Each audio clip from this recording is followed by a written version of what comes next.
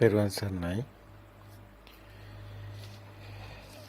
මහා සලායතනික සූත්‍රය. මජ්ක්‍ධිම නිකායේ තුන්වෙනි පරිච්ඡේදය. බුද්ධ ත්‍රිපිටක 12 වෙනි කොටසේ 12 වෙනි පොතේ. මජ්ක්‍ධිම නිකායේ තුන්වෙනි පරිච්ඡේදයේ බුද්ධ ත්‍රිපිටකයේ 12 වෙනි පොතේ 594 වෙනි පිටුවේ. මහා සලායතනික සූත්‍රය. මහා සලායතනික සූත්‍රය.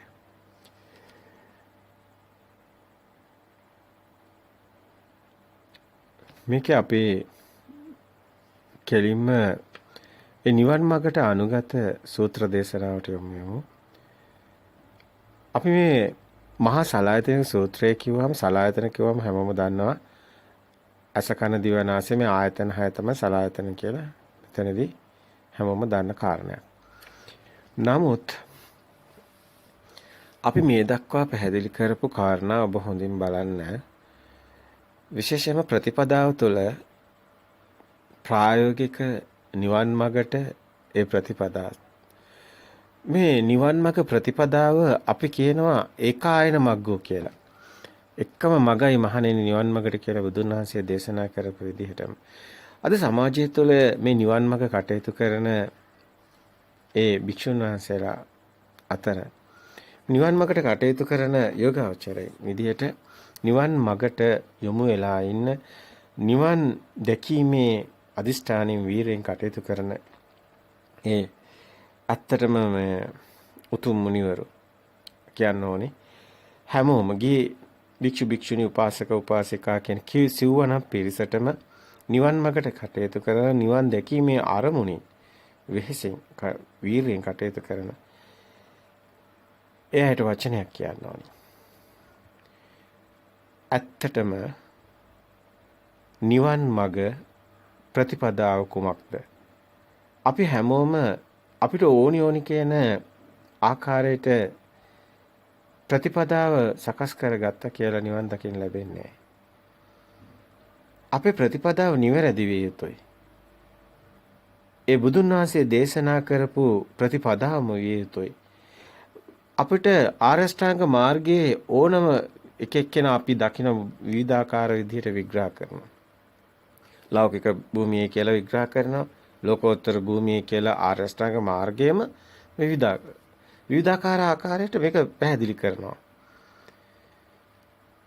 නමුත් සතර අතිපට්ඨානයත් විවිධාකාර ස්වරූපයෙන් අපි දකින්න පැහැදිලි කරනවා. අපි කියන්න කැමති තම තමන්ගේ දෘෂ්ටි කෝණයෙන් බලලා මේ කාරණා පැහැදිලි කරන එක සුදුසු නෑ. පොතේ තිබුණා කියලා පොතේ දෘෂ්ටි කෝණයක් තියෙන්න පුළුවන්. විශේෂයෙන්ම සූත්‍ර දේශනාවට අනුගතව තියෙන සිංහල පරිවර්තන හරි පරිස්සම් වෙන්න ඕනේ. අපි කියන්නේ මේව එකක්වත් එපා කියලාවත් ප්‍රතික්ෂේප කරන්න කියලාවත් බැහැර කරන්නවත් මේක තමයි හරි කියන එකවත් නෙමෙයි.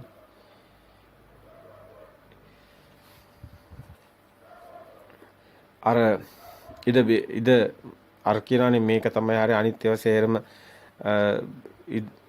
අර මොගපඤ්ඤය කියලා එහෙම කියනවනේ මේක තමයි හරි අනිත්‍ය වශයෙන්ම වැරදි කියලා. ඒක අපි කියන්නේ නෑ. අපි කියන්නේ එකම එක කාරණේ.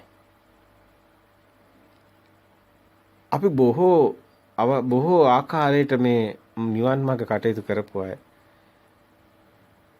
ඇත්තටම අපි ආනාපාන සතිය වඩමින් අපි සති භාවනාවේ යෙදෙමින් අපි හුස්ම ඒකාග්‍ර කරමින් නිවන් මාර්ගට උත්සාහ කරා. ඒ ප්‍රතිපදාවක් කරගෙන අපි කටයුතු කරා. භාවනාව. විශේෂයෙන්ම භාවනාව කියන්නේ අද සමාජගත වෙලා තියෙන භාවනාව. ඒ කියන්නේ වේදයේ තුල තියෙන ප්‍රාණායාම වගේ දෙයක් නේ තියෙන්නේ. ඒක විපස්සනාව කියලා නිවන් මාර්ගට අනුගතව පැහැදිලි කරනවා. නිවන දර්ශන සමාපත්තිය අවබෝධ කෙනා නිවන් ප්‍රත්‍යක්ෂතාවයටපත් වුණු කෙනාට මේ කාරණා පැහැදිලි. නමුත් මේ ප්‍රත්‍යක්ෂතාවයක් නැතුව මානසිකාරයකින් මනෝමය අර මනක්කල්පිතව නිවන් මාර්ග ප්‍රත්‍යක්ෂතාවයක් නැතුව පැහැදිලි කරන්න එක යෝග්‍ය නැහැ. ඔබ ප්‍රත්‍යක්ෂ කරගන්න ධර්මයේ. ඊට පස්සේ ඔබ විසින්ම බලන්න කුමක්ද නිවැරදි ප්‍රතිපදාව විය යුත්තේ කියලා. එසේනම් ඔබ පවසන කාරණාව නිවැරදි වේවි. අපිටත් ඒක දැනෙනවා. අපිට බොහෝ අය දේශනා කරන දේශනාවස්සේ බලනකොට අපිට තේරෙනවා නිවන් මාර්ග පැහැදිලිවම අද සමාජය තුළ ඉස්මතු වුණු භික්ෂුන් වහන්සේලා අතරත් ඉන්නවා. නිවන් මාර්ග මෙයයි කියලා නිවැරදිම හඳුනාගෙන දේශනා කරනවා. ඒ අයගේ බොහෝ කතාවල අපිට අහන්න ලැබෙන දෙයක් තමයි ඔවුන් ත්‍රිපිටකයෙන්ම නෙමෙයි ඔවුන් ත්‍රිපිටකයෙන් උකහාගත්ත ප්‍රායෝගික අත්දැකීම් වලින් ඔවුන් ප්‍රත්‍යක්ෂතාවය දේශනා කරනවා. එතකොට ඔවුන්ට නිවැරදි පැත්ත පේනවා. අපිට ඒක දකින්න ලැබෙනවා. හැබැයි සමහරව ඉන්නවා ත්‍රිපිටක වාක්‍යයම කියමින් ඒක මනක්කල්පිතව මෙනෙහි කරමින් ප්‍රත්‍යක්ෂතාවේ නැතුව ඒක විග්‍රහය උඩ යන්න හදනවා නිවන් මඟ. එහෙම නිවන් මඟ යන්න බෑ. එහෙම නිවන් මඟක් නැහැ. නිවන කියන්නේ තමන්ගේ හිත තුලින් දැකලා හිත තුලින් මිදීම සාන්දිටික ධර්මයක්. ඒක හිතින් මිදෙන මඟක්. දුකෙන් මිදෙන මඟක්. තමන්ගේ හිත අවබෝධ කරගන්න ඕනේ. ඉම්පිට නිවන් මඟක් නැහැ. නිවන පනවන්නේ තම සිතින්මයි. තම සිතේ මිදීමමයි නිවන් මඟ කියන්නේ. එහෙමනේ ඒ සිතරින් බලන්න ඕනේ. දැන් මෙතනදී නිවන් මඟ වගේම එකක් දේශනා කරන සමහර වෙලාවට අපිට අහන්න ලැබෙනවා. සමහර ආමඳුරු කියනවා මේ අපිට අහන්න ලැබෙන සමහර භික්ෂුන් වහන්සේලා ගිහියනුත් ඇති අපිට අහන්න ලැබෙන ධර්ම දේශනාවල මෙහෙම දේශනා කරනවා. හිත දකින්න අර විදිහටම කියනවා. ඊට පස්සේ කියනවා හිතේ දැන් සිත දකින්න රාගසිතක්. දැන් සිත දකින්න මෝහසිතක්. දැන් සිත දකින්න ද්වේෂසිතක්. ඔන්නෝම දැන් ගොඩවල් කර ගන්නවා. ඊට පස්සේ එයා ඒ පැහැදිලි කරන දේශකයන් වහන්සේ දේශනා කරනවා. දැන් අනිත්‍ය දුක්ඛ අනාත්ම මෙනෙහි කරන්න. ඊට පස්සේ උන්වහන්සේම දේශනා කරනවා. අපි මේ කියන්නේ ඒ දේශනාව පෙන්නන්නේ. ඊට පස්සේ කියනවා දැන් රාගසිතට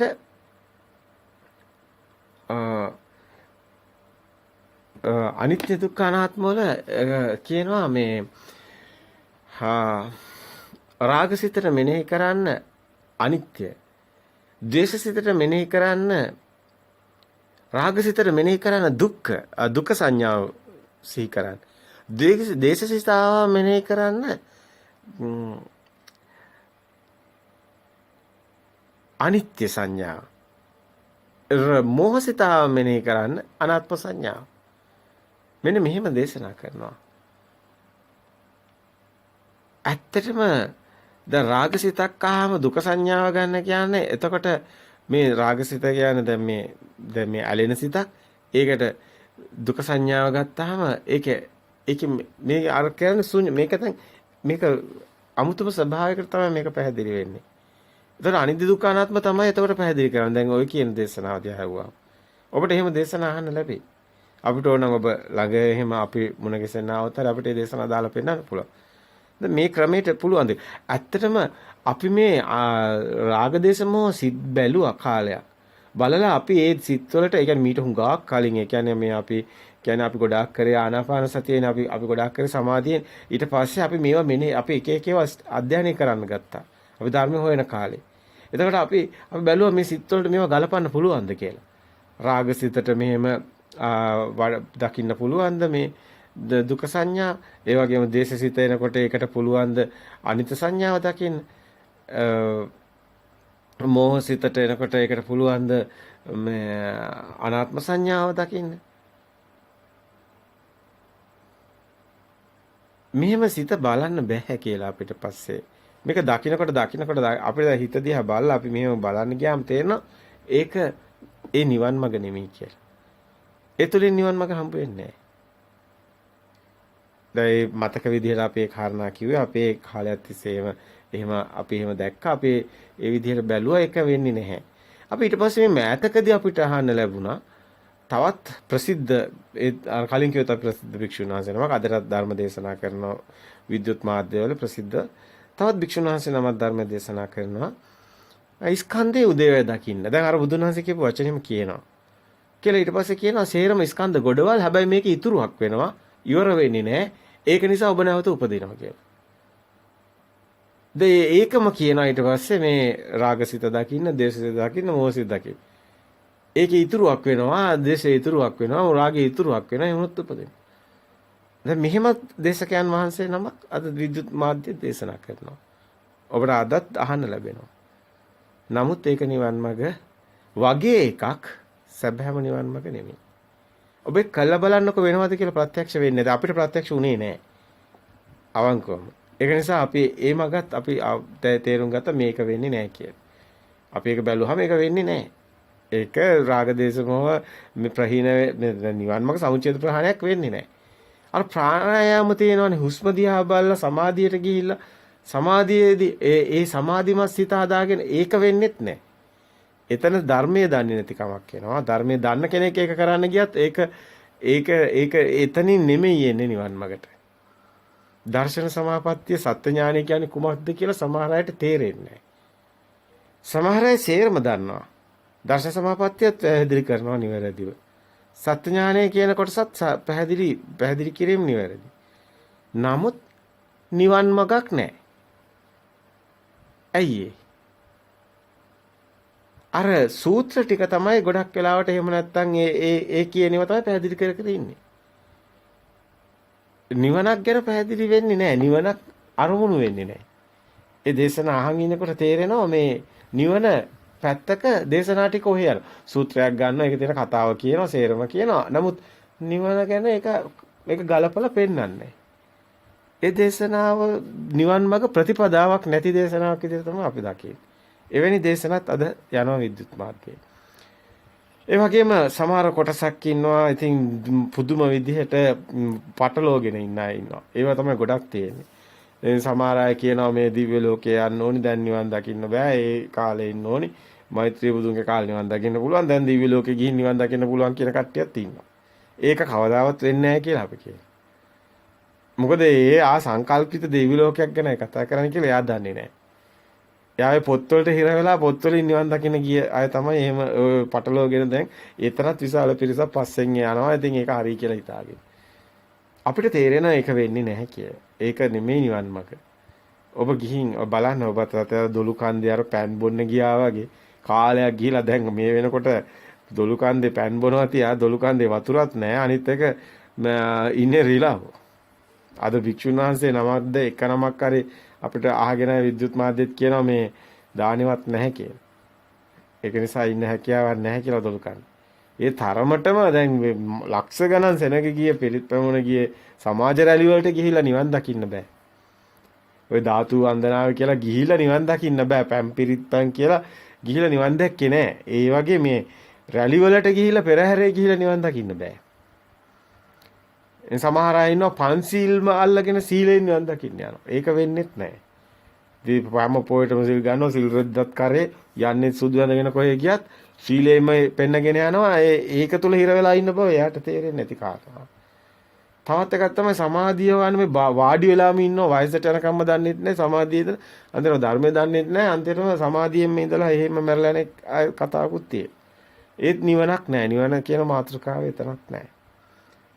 සමහර අය දාන දෙනවා එක එකසේ ව්‍යාපාර කරනවා ලොකු ව්‍යාපාරික මානසික මට්ටමකින් මේ මොකද්ද දෙයක් කරන්න ඕනි කරන මොකද්ද වැඩට බහැලා ඉන්න ස්වභාවයකින් බිල්ඩින් හදනවා එක ඒවා කර යනවා. නමුත් නිවනක් ගැන කල්පනාවක් නැහැ.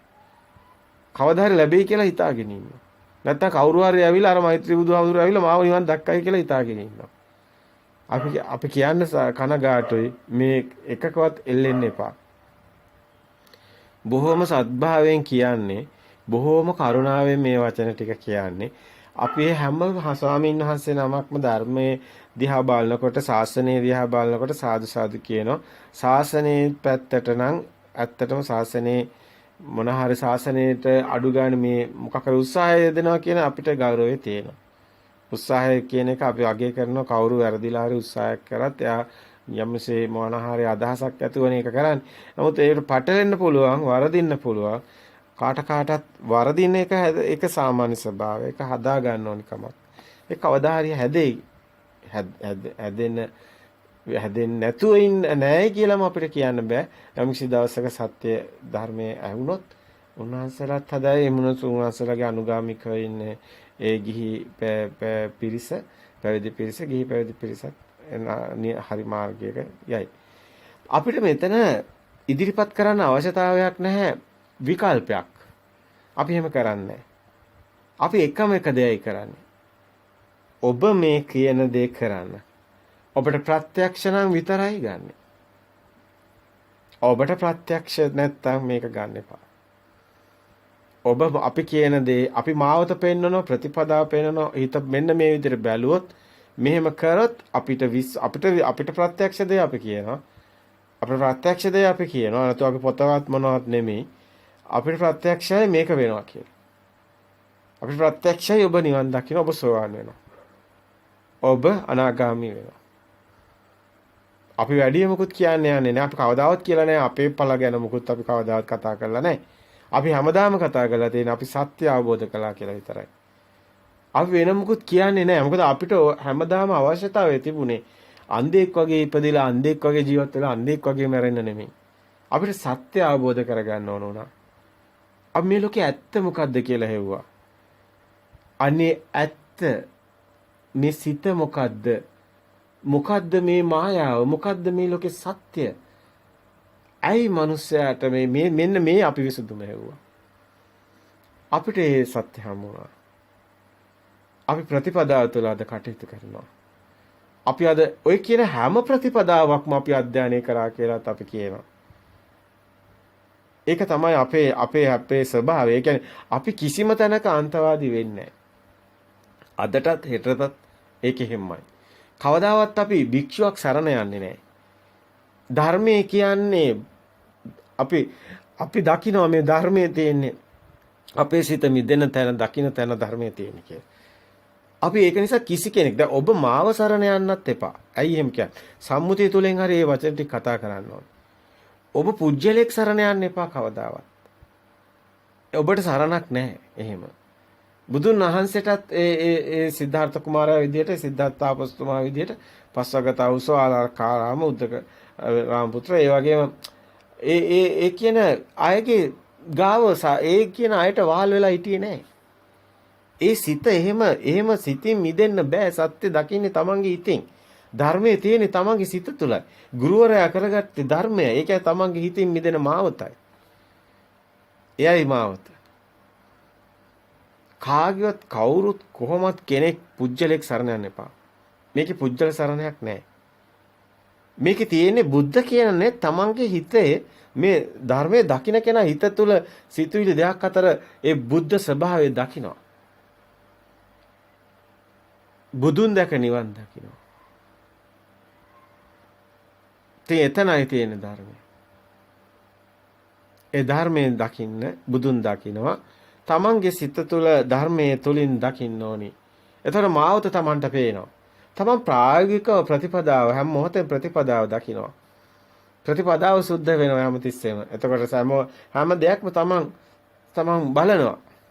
එකක්වත් තමන් එහෙම මේ අන්තගාමී වෙන්නේ නැහැ. අන්න එතනට එන්න.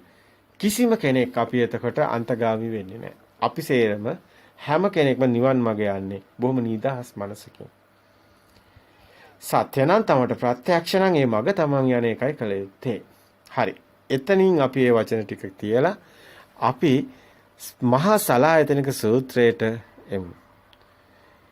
චක්කුම් භික්ඛවේ අජානං ආපස්සං යථා භූතං. රූපේ අජානං ආපස්සං යථා භූතං. චක්කු විඤ්ඤාණං අජානං ආපස්සං යථා භූතං. ඇස යථා භූත වශයෙන් නොදන්නා කමින් නොදක්නා කමින්. රූපය යථා භූත වශයෙන් නොදන්නා කමින් නොදක්නා කමින්. චක්කු විඤ්ඤාණං අජානං ආපස්සං යථා භූතං. චක්කු විඤ්ඤාණේ යථා භූත වශයෙන් නොදන්නා කමින්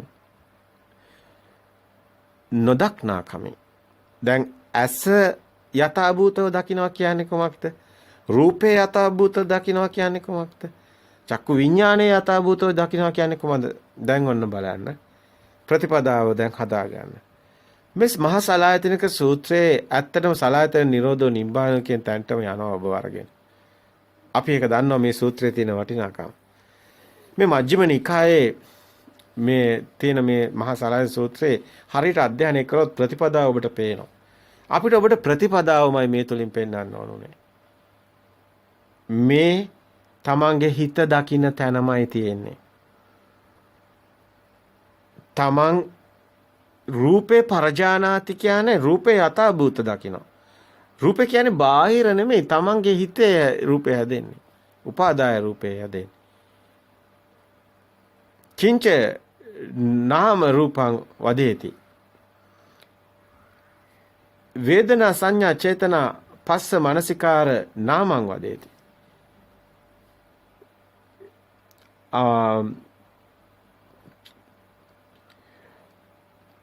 චත්තාරෝත මහ භූතානං චතුන්නන්ත මහ භූතානං උපාදාය රූපං රූපං වදේති. දැන් මෙතන නාමයේ හැඳින්වුවේ වේදනා සංඥා චේතනා පස්ස මනසිකාරකේ.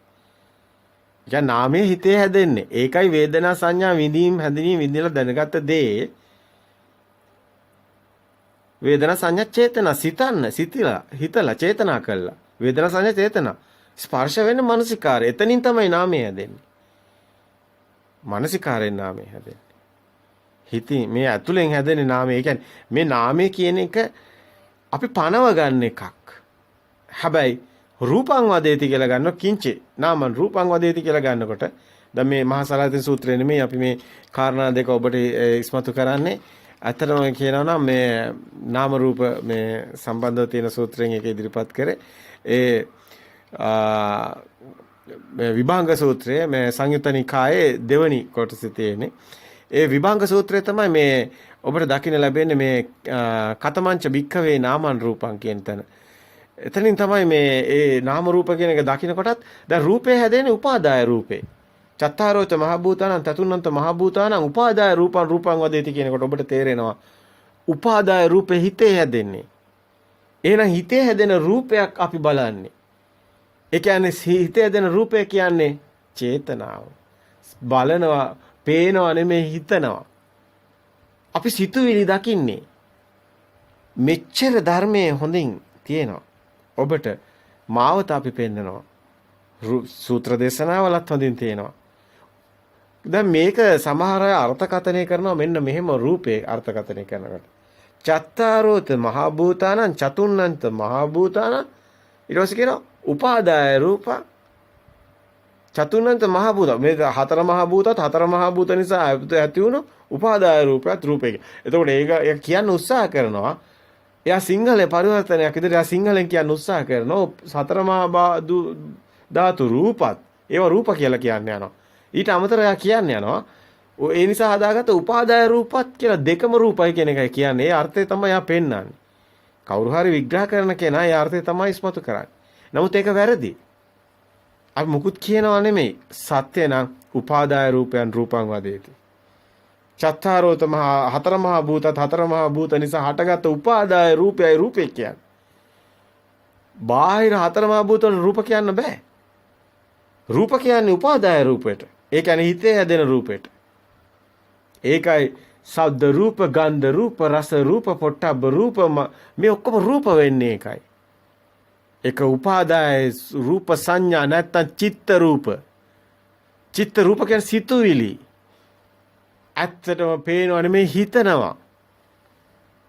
ඔබ දැන් ප්‍රතිපදාව හදාගන්න. ප්‍රතිපදාව තුළයි නිවන හමු ඔබ දැන් දකින්න හැමදේම හිතන බව. එළියේ නෙමෙයි කෝප්පේ තියෙන්නේ. කෝප්පේ තියෙන්නේ මගේ හිතේ. එළියේ මැටි ටිකක් කනලා එක විදියකට පිඟානක් ඒ මැටි ටිකම ආයි හදලා කෝප්පයක් ඒ මැටි ටිකම ආයි හදුවම ජොග්ගුවක්. හැබැයි හතරමහා භූත තමයි මැටි කියන්නේ. ඒවම තමයි කරකැව්වේ. ඒවම තමයි එක එක හැඩතල වලට පෙන්වුවේ. කොහෙන්ද සම්මුති නාම ටික ආවේ? පිඟාන කිව්වේ මගේ හිතින්. එක හැඩතලයකට කෝප්පේ කිව්වේ මගේ හිතින්. තව හැඩතලයකට වාස් එක කිව්වේ මගේ හිතින්. ඇත්තටම දැන් හැඩතල වලට සම්මුති නාමය තමයි රූපේ කියලා අපි පරිහරණය කරන්නේ. අපි එළියේ දකින්නේ රූපේ කියලා කෝප්පයක්. කෝප්ප එළියේ නෑ. එළියේ තියෙන හතරමහා භූත. ඒකයි කියන්නේ හතරමහා භූත නිසා හටගත්ත රූපේ රූපාදාය රූපේ හිතේ තියෙන්නේ කියලා. එහෙනම් හිතේ හැදෙන රූපේ කියන්නේ සිතුවිල්ලක්. අපි සිතුවිලි දකින්නේ. අන්න දැන් ප්‍රතිපදාව හඳුනා ගන්න. සිතුවිලි දකින්නේ. දැන් සිතුවිලි ලෝකෙක ඔබ ඉන්නේ චිත්තේන නියති ලෝකේ කිව්ව එකයි සිත තුලයි ලෝකෙ හැදෙන්නේ. ඔබට තියෙනවා ලෝක ගොඩක්. ශබ්ද ලෝක, රස ලෝක, ගන්ධ ලෝක.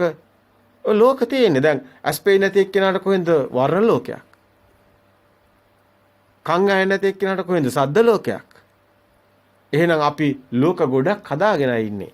ඒ ටික එකතු කරගෙන අපි රූපං රූපත්තය සංකතං අபிසංකරෝති කියන විදිහට රූපේ රූපයක් කරගෙන ඉන්නවා. අபிසංකරණයක් කරගෙන ඉන්නවා. ඒක දෙයක් කරගෙන ඒක අල්ලගෙන ඒක ඊට පස්සේ ඒක තියෙනවා. එළියට අපි රැවටෙනවා. සාමාන්‍ය පෘථග්ජන පුහුදුන් මනසේ ස්වභාවය තමයි එළියේ කෝප් එක කියලා ගන්නවා. ගත්ත ගාම කෝප්පේ බිඳුනහම දරුවට හරි ගහනවා. ඇයි ඒ? එයාට කේන්ති යනවා, ද්වේෂය උපදිනවා. ඒකට හේතුව තමයි එළියේ වටිනා දෙයක් තියෙනවා කෝප්පයක්. හැබැයි කෝප්පයක් හැදෙන්නේ නැහැ ධර්මය අවබෝධ කරගෙන හිතින් මිදෙනවා. සංකිතේ නිබ්බිදා අවබෝධයෙන් මිදෙනවා කෝප්ප නැහැ. අන්න සමුදේ කෝප්පයක් හටගත්තොත් දුක එනවා. කෝප්පයක් තියෙන හින්දායි දුක එන්නේ. එහෙනම් සමුදේ හටගත්ත කියන්නේ භවයක් හටගන්නේ කෝප්ප කියන જાතිය. જાතියක් හටගත්තොත් භවයක් එතන තියෙනවා. ඇතිවීම නැතිවීම. ඒ ෂණේමයි භවය, ඒ ෂණේමයි જાතිය, උපතය මරණය. එහෙනම් ඒ ෂණේම ලෝකෙත් හැදෙනවා. ඒ ෂණේම ලෝකෙත් නැති වෙනවා. එහෙනම් මේ ෂණේම හිත ඇති වෙනව නැති වෙනවා. මුළු කතාවම එක ෂණයක් තුලයි තියෙන්නේ. එකසිතක් ඉපද නිරුද්ධ වෙලා අවුත්තා සම්භූතං උත්තානම් භවිෂති ඊගාව සිතාට ගන්නවා. මේක සිත් පේලිය කාටුන් එකක් වගේ චිත්‍ර ඇඳ ඇඳ යනවා. අර පොතක පිටු 200ක පොතක අර චිත්‍ර ගොඩාක් ඇඳලා දිගෑරලා කාටුන් එකක් බලනවා වගේ සිත් වැල් යනවා. සිත් වැල් අපි එකතු කරලා කතාව කියනවා. නමුත් ආත්මීය දේවල් ඔය තියෙන දේවල් බඩුමුට්ටු මුකුත් එහෙම නැහැ. අපි චිත්ත රූප හිතේ අදාගෙන ඒවා එළිය ගැට ගන්නවා. එක සිතක් හැම මොහොතෙම මැරිලා ඊගා සිත හට ගන්න. හැබැයි මේ සිතේ රූපයක් තියෙනවා. අර චිත්‍ර පොතේ ඇඳපු එක චිත්‍රයක්. හැබැයි ෂණේ වේගයෙන් චිත්‍ර මෙහෙම ගොඩාක් වැටෙනවා. හැබැයි එකකට එකක් සම්බන්ධ නැහැ. සේරම ඇති වෙන නැති වෙන. අපි ඔය ඔක්කොම එකතු කළා තමයි අපිට මේ සිතක් ඇති වෙලා තියෙන. සිත හැදෙන හැටි තමයි පෙන්නේ. චිත්ත වීති වල පෙන්නන්නේ. සිත හැදෙන හැටි. චිත්තක්ෂණ දාතකින් සිතක් උපදින හැටි. සම්පටිච්ඡන සම්තිර්ණ වොත්තපන කියලා මේ එන්නේ භවංග කියන්නේ මුකුත් නැහැ කියන එක. භවංග නිද්‍රාගතයි. එහෙමයි කියන්නේ. භවංගය කියන්නේ සිතක් උපදින්න කලින් හිස් තැන. ඒතර භවංග නිද්‍රාගතයි, භවංග චලන, භවංග උපච්ඡේද. අන්න මකුලුවා දැල එලාගෙන ඉන්නවා, ආයතන 6 එලාගෙන ඉන්නවා. හැබැයි මොකක් හරි ගොදුරක් ඇවිල්ලා වැදුනොත් එතන හෙල්ලෙනවා, චංචල වෙනවා. අන්න භවංගේ නිද්‍රාගතයි, දැල නිශ්චලයි. භවංග චලන වෙනවා, දැල කොහෙන් හරි මකුලුවට මොකක් හරි ගොදුරක් ඇවිල්ලා වදිනවා, මැස්සෙක් කරේ ඇවිල්ලා වදිනවා, දැලේ පැටලෙනවා.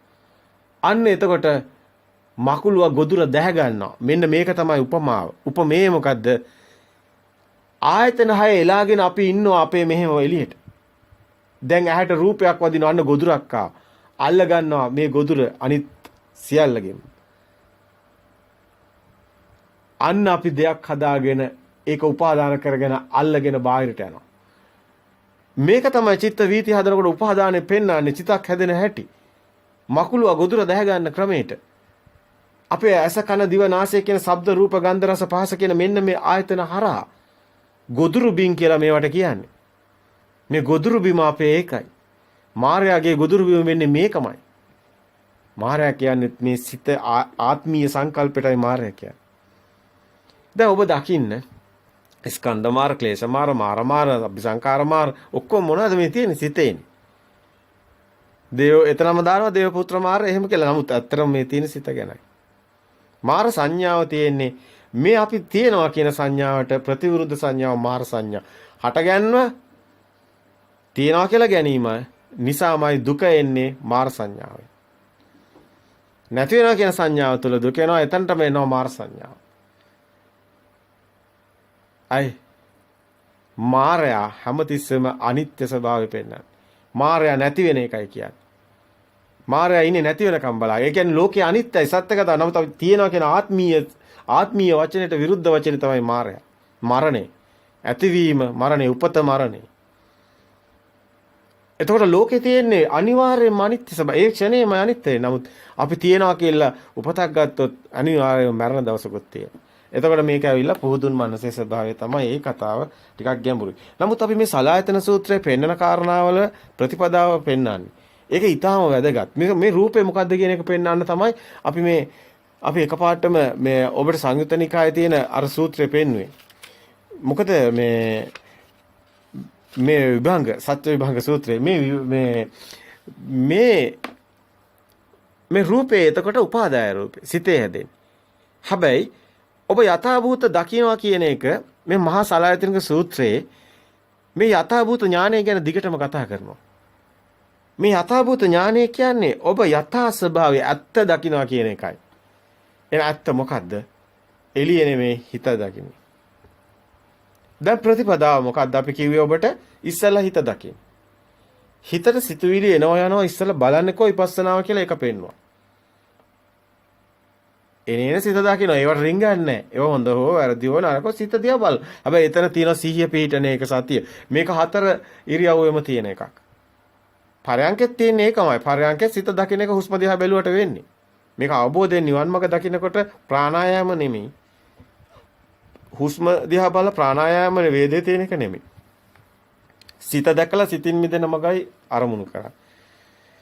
මාවත ලිපිනය තමයි සිතෙන් මිදෙන තැන නිවනයි කියන්නේ. එතනට යන්නේ ඒක නිස්සාරණ මගක් තියෙන හැමතිස්සම අත්තරන මගක්.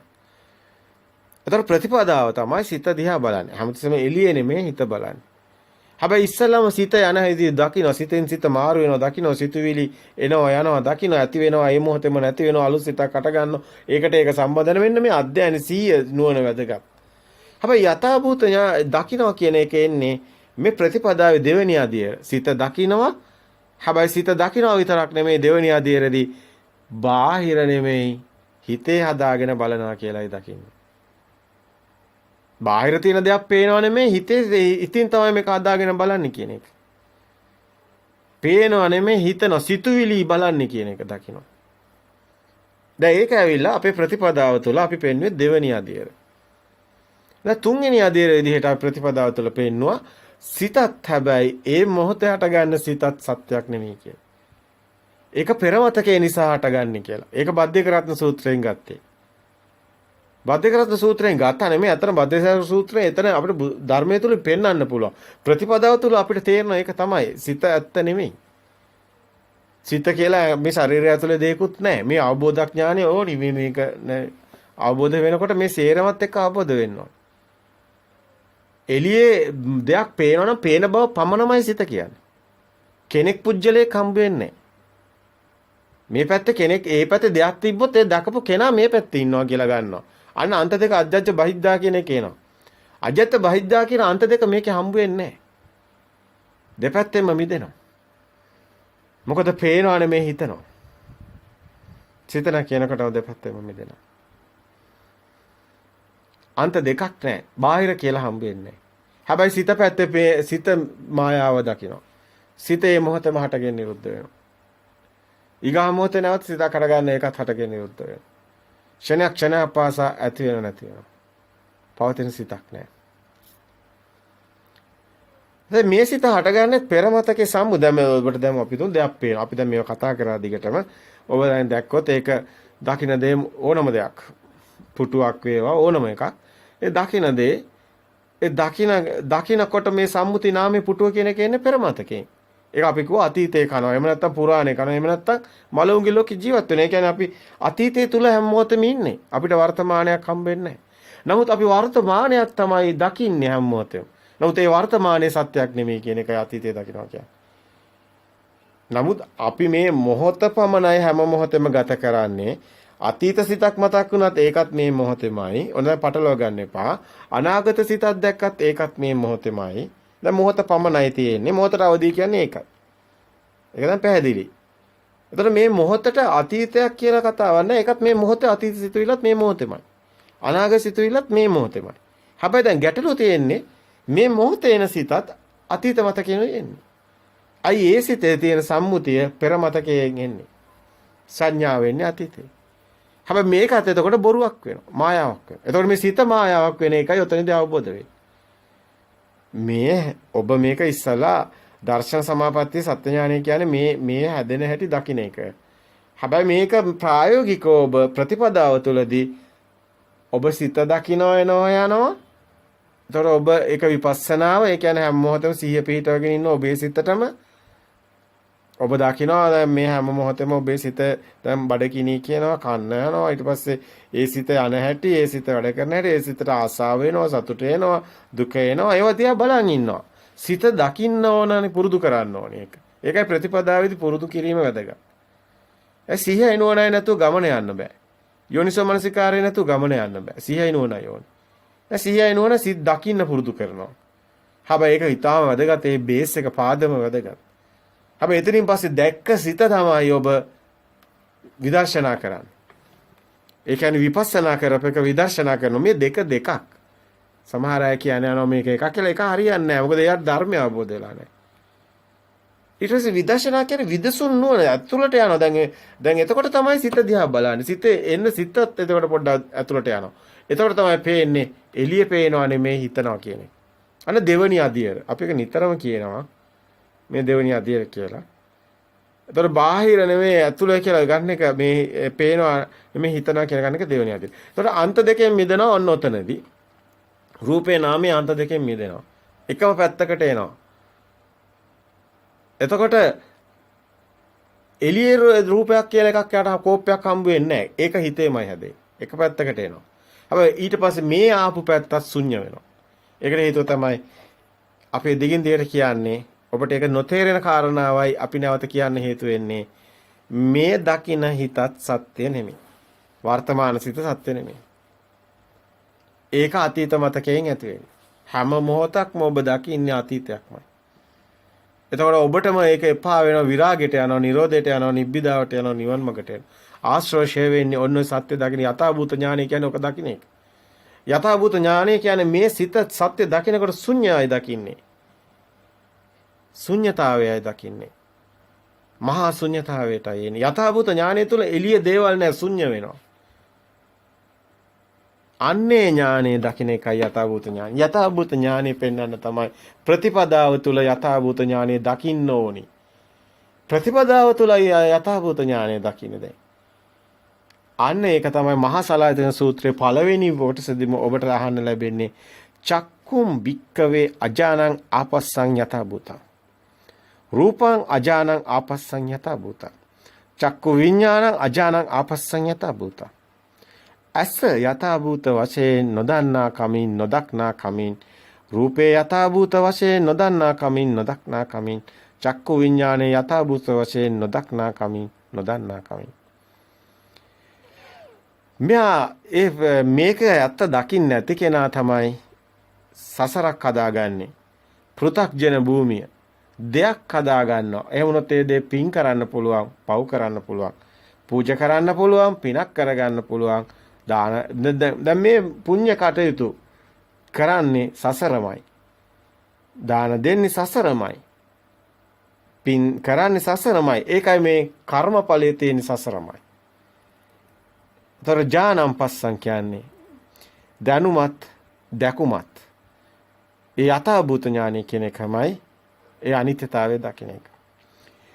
චක්කුම් භික්ඛවේ ඥානම් පස්සන් යථාභූතං. ඒතකොට ඥානම් පස්සන් කියන වචන දෙකක් මේකේ තියෙනවා. අජානං ආපස්සං යථාභූතං කියන එක තමයි සසර. ඥානම් පස්සං යථාභූතං කියන්නේ ඇත්ත දකිනවා. අජානං ආපස්සං යථාභූතං කියන්නේ ඇත්ත දකින්නේ රැවටෙනවා, බාහිර ලෝකේ ඇත්ත වෙනවා, අඬනවා, වැළපෙනවා, දුක හිතෙනවා, කෙලෙස් වෙනවා, රාගය එනවා, ද්වේෂය එනවා, මෝහය එනවා. සසර තණ්හාව උපදිනවා. අන්න අජානං ආපස්සං. දැන් ඔන්න මහා සලායතන සූත්‍රයේ ඒ කොටස ඊටාම වැදගත් සත්‍ය දකින්න එක. ඊගාවට තස්ස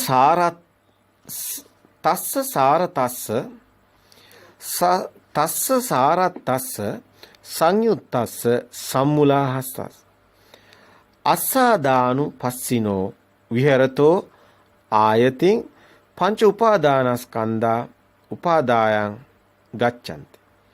අසත් රූපයත් විඥාන ආදීෙහි තදින් ඇලුනා වූ ඒ නිසාම බැඳුනා වූ ඒ නිසාම මුලා වූ එයින් ලැබෙන ආස්වාදයම ලැබමින් නැවතත් පංච උපාදානස්කන්ධයම සත්‍ය අත්ත බවට පත් වෙලා රැවටෙන එක වැඩෙනවා. අසත් රූපයත් විඥානයත් ඒකට ඇලිලා ඒ තදින් අල්ලගෙන ඒ නිසාම මේකට බැඳිලා ඇත්ත කරගෙන ඒන අරමුණ මේ කතා කරන්නේ. ඒ නිසාම මුලා වෙලා ඒ අරමුණට එයින් ලැබෙන ආස්වාදයේ ලැබලා බලලා විඳලා නැවතත් එයා පංච උපාදානස්කන්ධයම වඩා ගන්නවා. ඒ කියන්නේ එයා ලෝකේ ඇත්ත කරගන්න, ලෝකයක් හදා ගන්න. බාහිරින් එයා ලෝකේ ඇත්ත වෙලා. එයා සසර දුකට වැටෙන කෙනා. ඒක හදාගත්තොත් ඒක වෙන්නේ. එතකොට සාරතස්ස කියන්නේ මේක තදින් ඇලෙනවා. තස්ස සාරතස්ස සංයුත්තස්ස සම්මුලස්ස. එයා මුලාවටපත් වෙනවා. ඒකට ඇලිලා මුලාවට ගියොත් අසාදානුපස්සිනෝ ආස්වාදයට ගියොත් විහෙරතෝ ආයතින් පංච උපාදානස්කන්ධා උපචයං ගච්ඡanti. උපචයං ගච්ඡanti කියන්නේ අපචයන් නෙමෙයි. උපචයන් කියන්නේ රැස් කරනවා පංච උපාදාන. එයා පොඩි කාලේ ඉඳන් රැස් කරනවා මේ රතු පාට, නිල් පාට. එයා ඊට පස්සේ ඒව තව මේවා ත්‍රිකෝණ රවුම් ඒ පුංචි කාලේ ඉඳන්ම රැස් කරනවා. මේ අම්මා තාත්තා හැමදේම රැස් කරනවා. රැස් කරලා එයා ලෝක කරනකොට එයා ඊට පස්සේ තමයි වෘත්තියකටත් එන්නේ. ඒ ගොඩාක් එකතු කරලාගෙන ඉන්නේ. අන්න උපාදාන ගොඩාක් හදාගෙන උපාදාය රූප. දැන් මෙයා ගොඩාක් ලෝකේ හදාගෙන අල්ලගෙන එළියෙන් එයා දුකට තමයි අල්ලගන්නේ. අල්ලගත්ත සේරම දුකක්ම ඇති කරන්නේ. තස්ස සාරස සේරම සාරයි කියලා තමයි අල්ලන්නේ. තස්ස සාරතස්ස සංයුත්තස්ස ඒව එකතු කරනවා සම්මුලස්ස රැවටෙනවා ඒවට. අසාදානුපස්සිනෝ ඒවට ආස්වාදේ විඳිනවා. විහෙරතෝ ආයතින් පංච උපාදානස්කන්ධා උපචයං ගච්ඡanti. ඒක යා රස කරන්න තැනටයි යන්නේ. එහෙනම් යා රස කරගෙන යන අවිද්‍යා පත්‍ය සංඛාර. ඔය තමයි පටිසම්පාදයේ මුල් කොටස. මේ මහා සලායතන සූත්‍රයේ මේ පැහැදිලි කරනවා මේ කෙනෙක් මුලාවටපත් වෙන හැටිත් පැහැදිලි කරනවා. ඒ වගේම මිදෙන හැටිත් පැහැදිලි කරනවා. තස්ස කායිකාපි දරතා පංචන්ති. චේතසිකාපි දරතා පජ්ජන්ති. කායිකාපි පරිලාහා පජ්ජන්ති. සන්තාපා කායිකාපි පරිලාහා පජ්ජන්ති. පජ්ජන්ති ඒ ඩයනක් අතර තියෙන පජ්ජන්ති. කායම චේතසිකාපා පරිලාහා පජ්ජන්ති. සෝ කාය දුක්ඛම්පි චේතෝ දුක්ඛම්පි පටිසංවේදේති. දැන් මෙතන කියන්නේ තස්ස කායිකාපි දරතා පජ්ජන්ති. එබඳු මේ පුජ්‍යලයාට ඔහුගේ කායික විඩාව වැඩෙත්. අර විඩාව කායික විඩාව කියන තමයි පජ්ජන්ති කියලා කියන්නේ. තස්ස කායිකාපි දරතා පජ්ජන්ති. චේසිකාපි දරතා පජ්ජන්ති. කායිකාපි පරිලාහා පජ්ජන්ති. චේසිකාපි සන්තාපා කායිකාපි පරිලාහා පජ්ජන්ති. පරිලාහා පජ්ජන්ති සෝ කාය දුක්ඛම්පි චේතෝ දුක්ඛම්පි පටිසංවේදේති. එබඳු මේ පුජ්‍යලයාට ඔහුගේ කායික විඩාව වැඩෙත්, චෛසික විඩාව වැඩෙත්, කායික තැවිලි වැඩෙත්, චෛසික තැවිලි වැඩෙත්, කායික දැවිලි වැඩේ, චෛසික දැවිලි වැඩේ. ඒ නිසාම ඔහු කායික දුකටත් චෛසික දුකටත් වැඩි.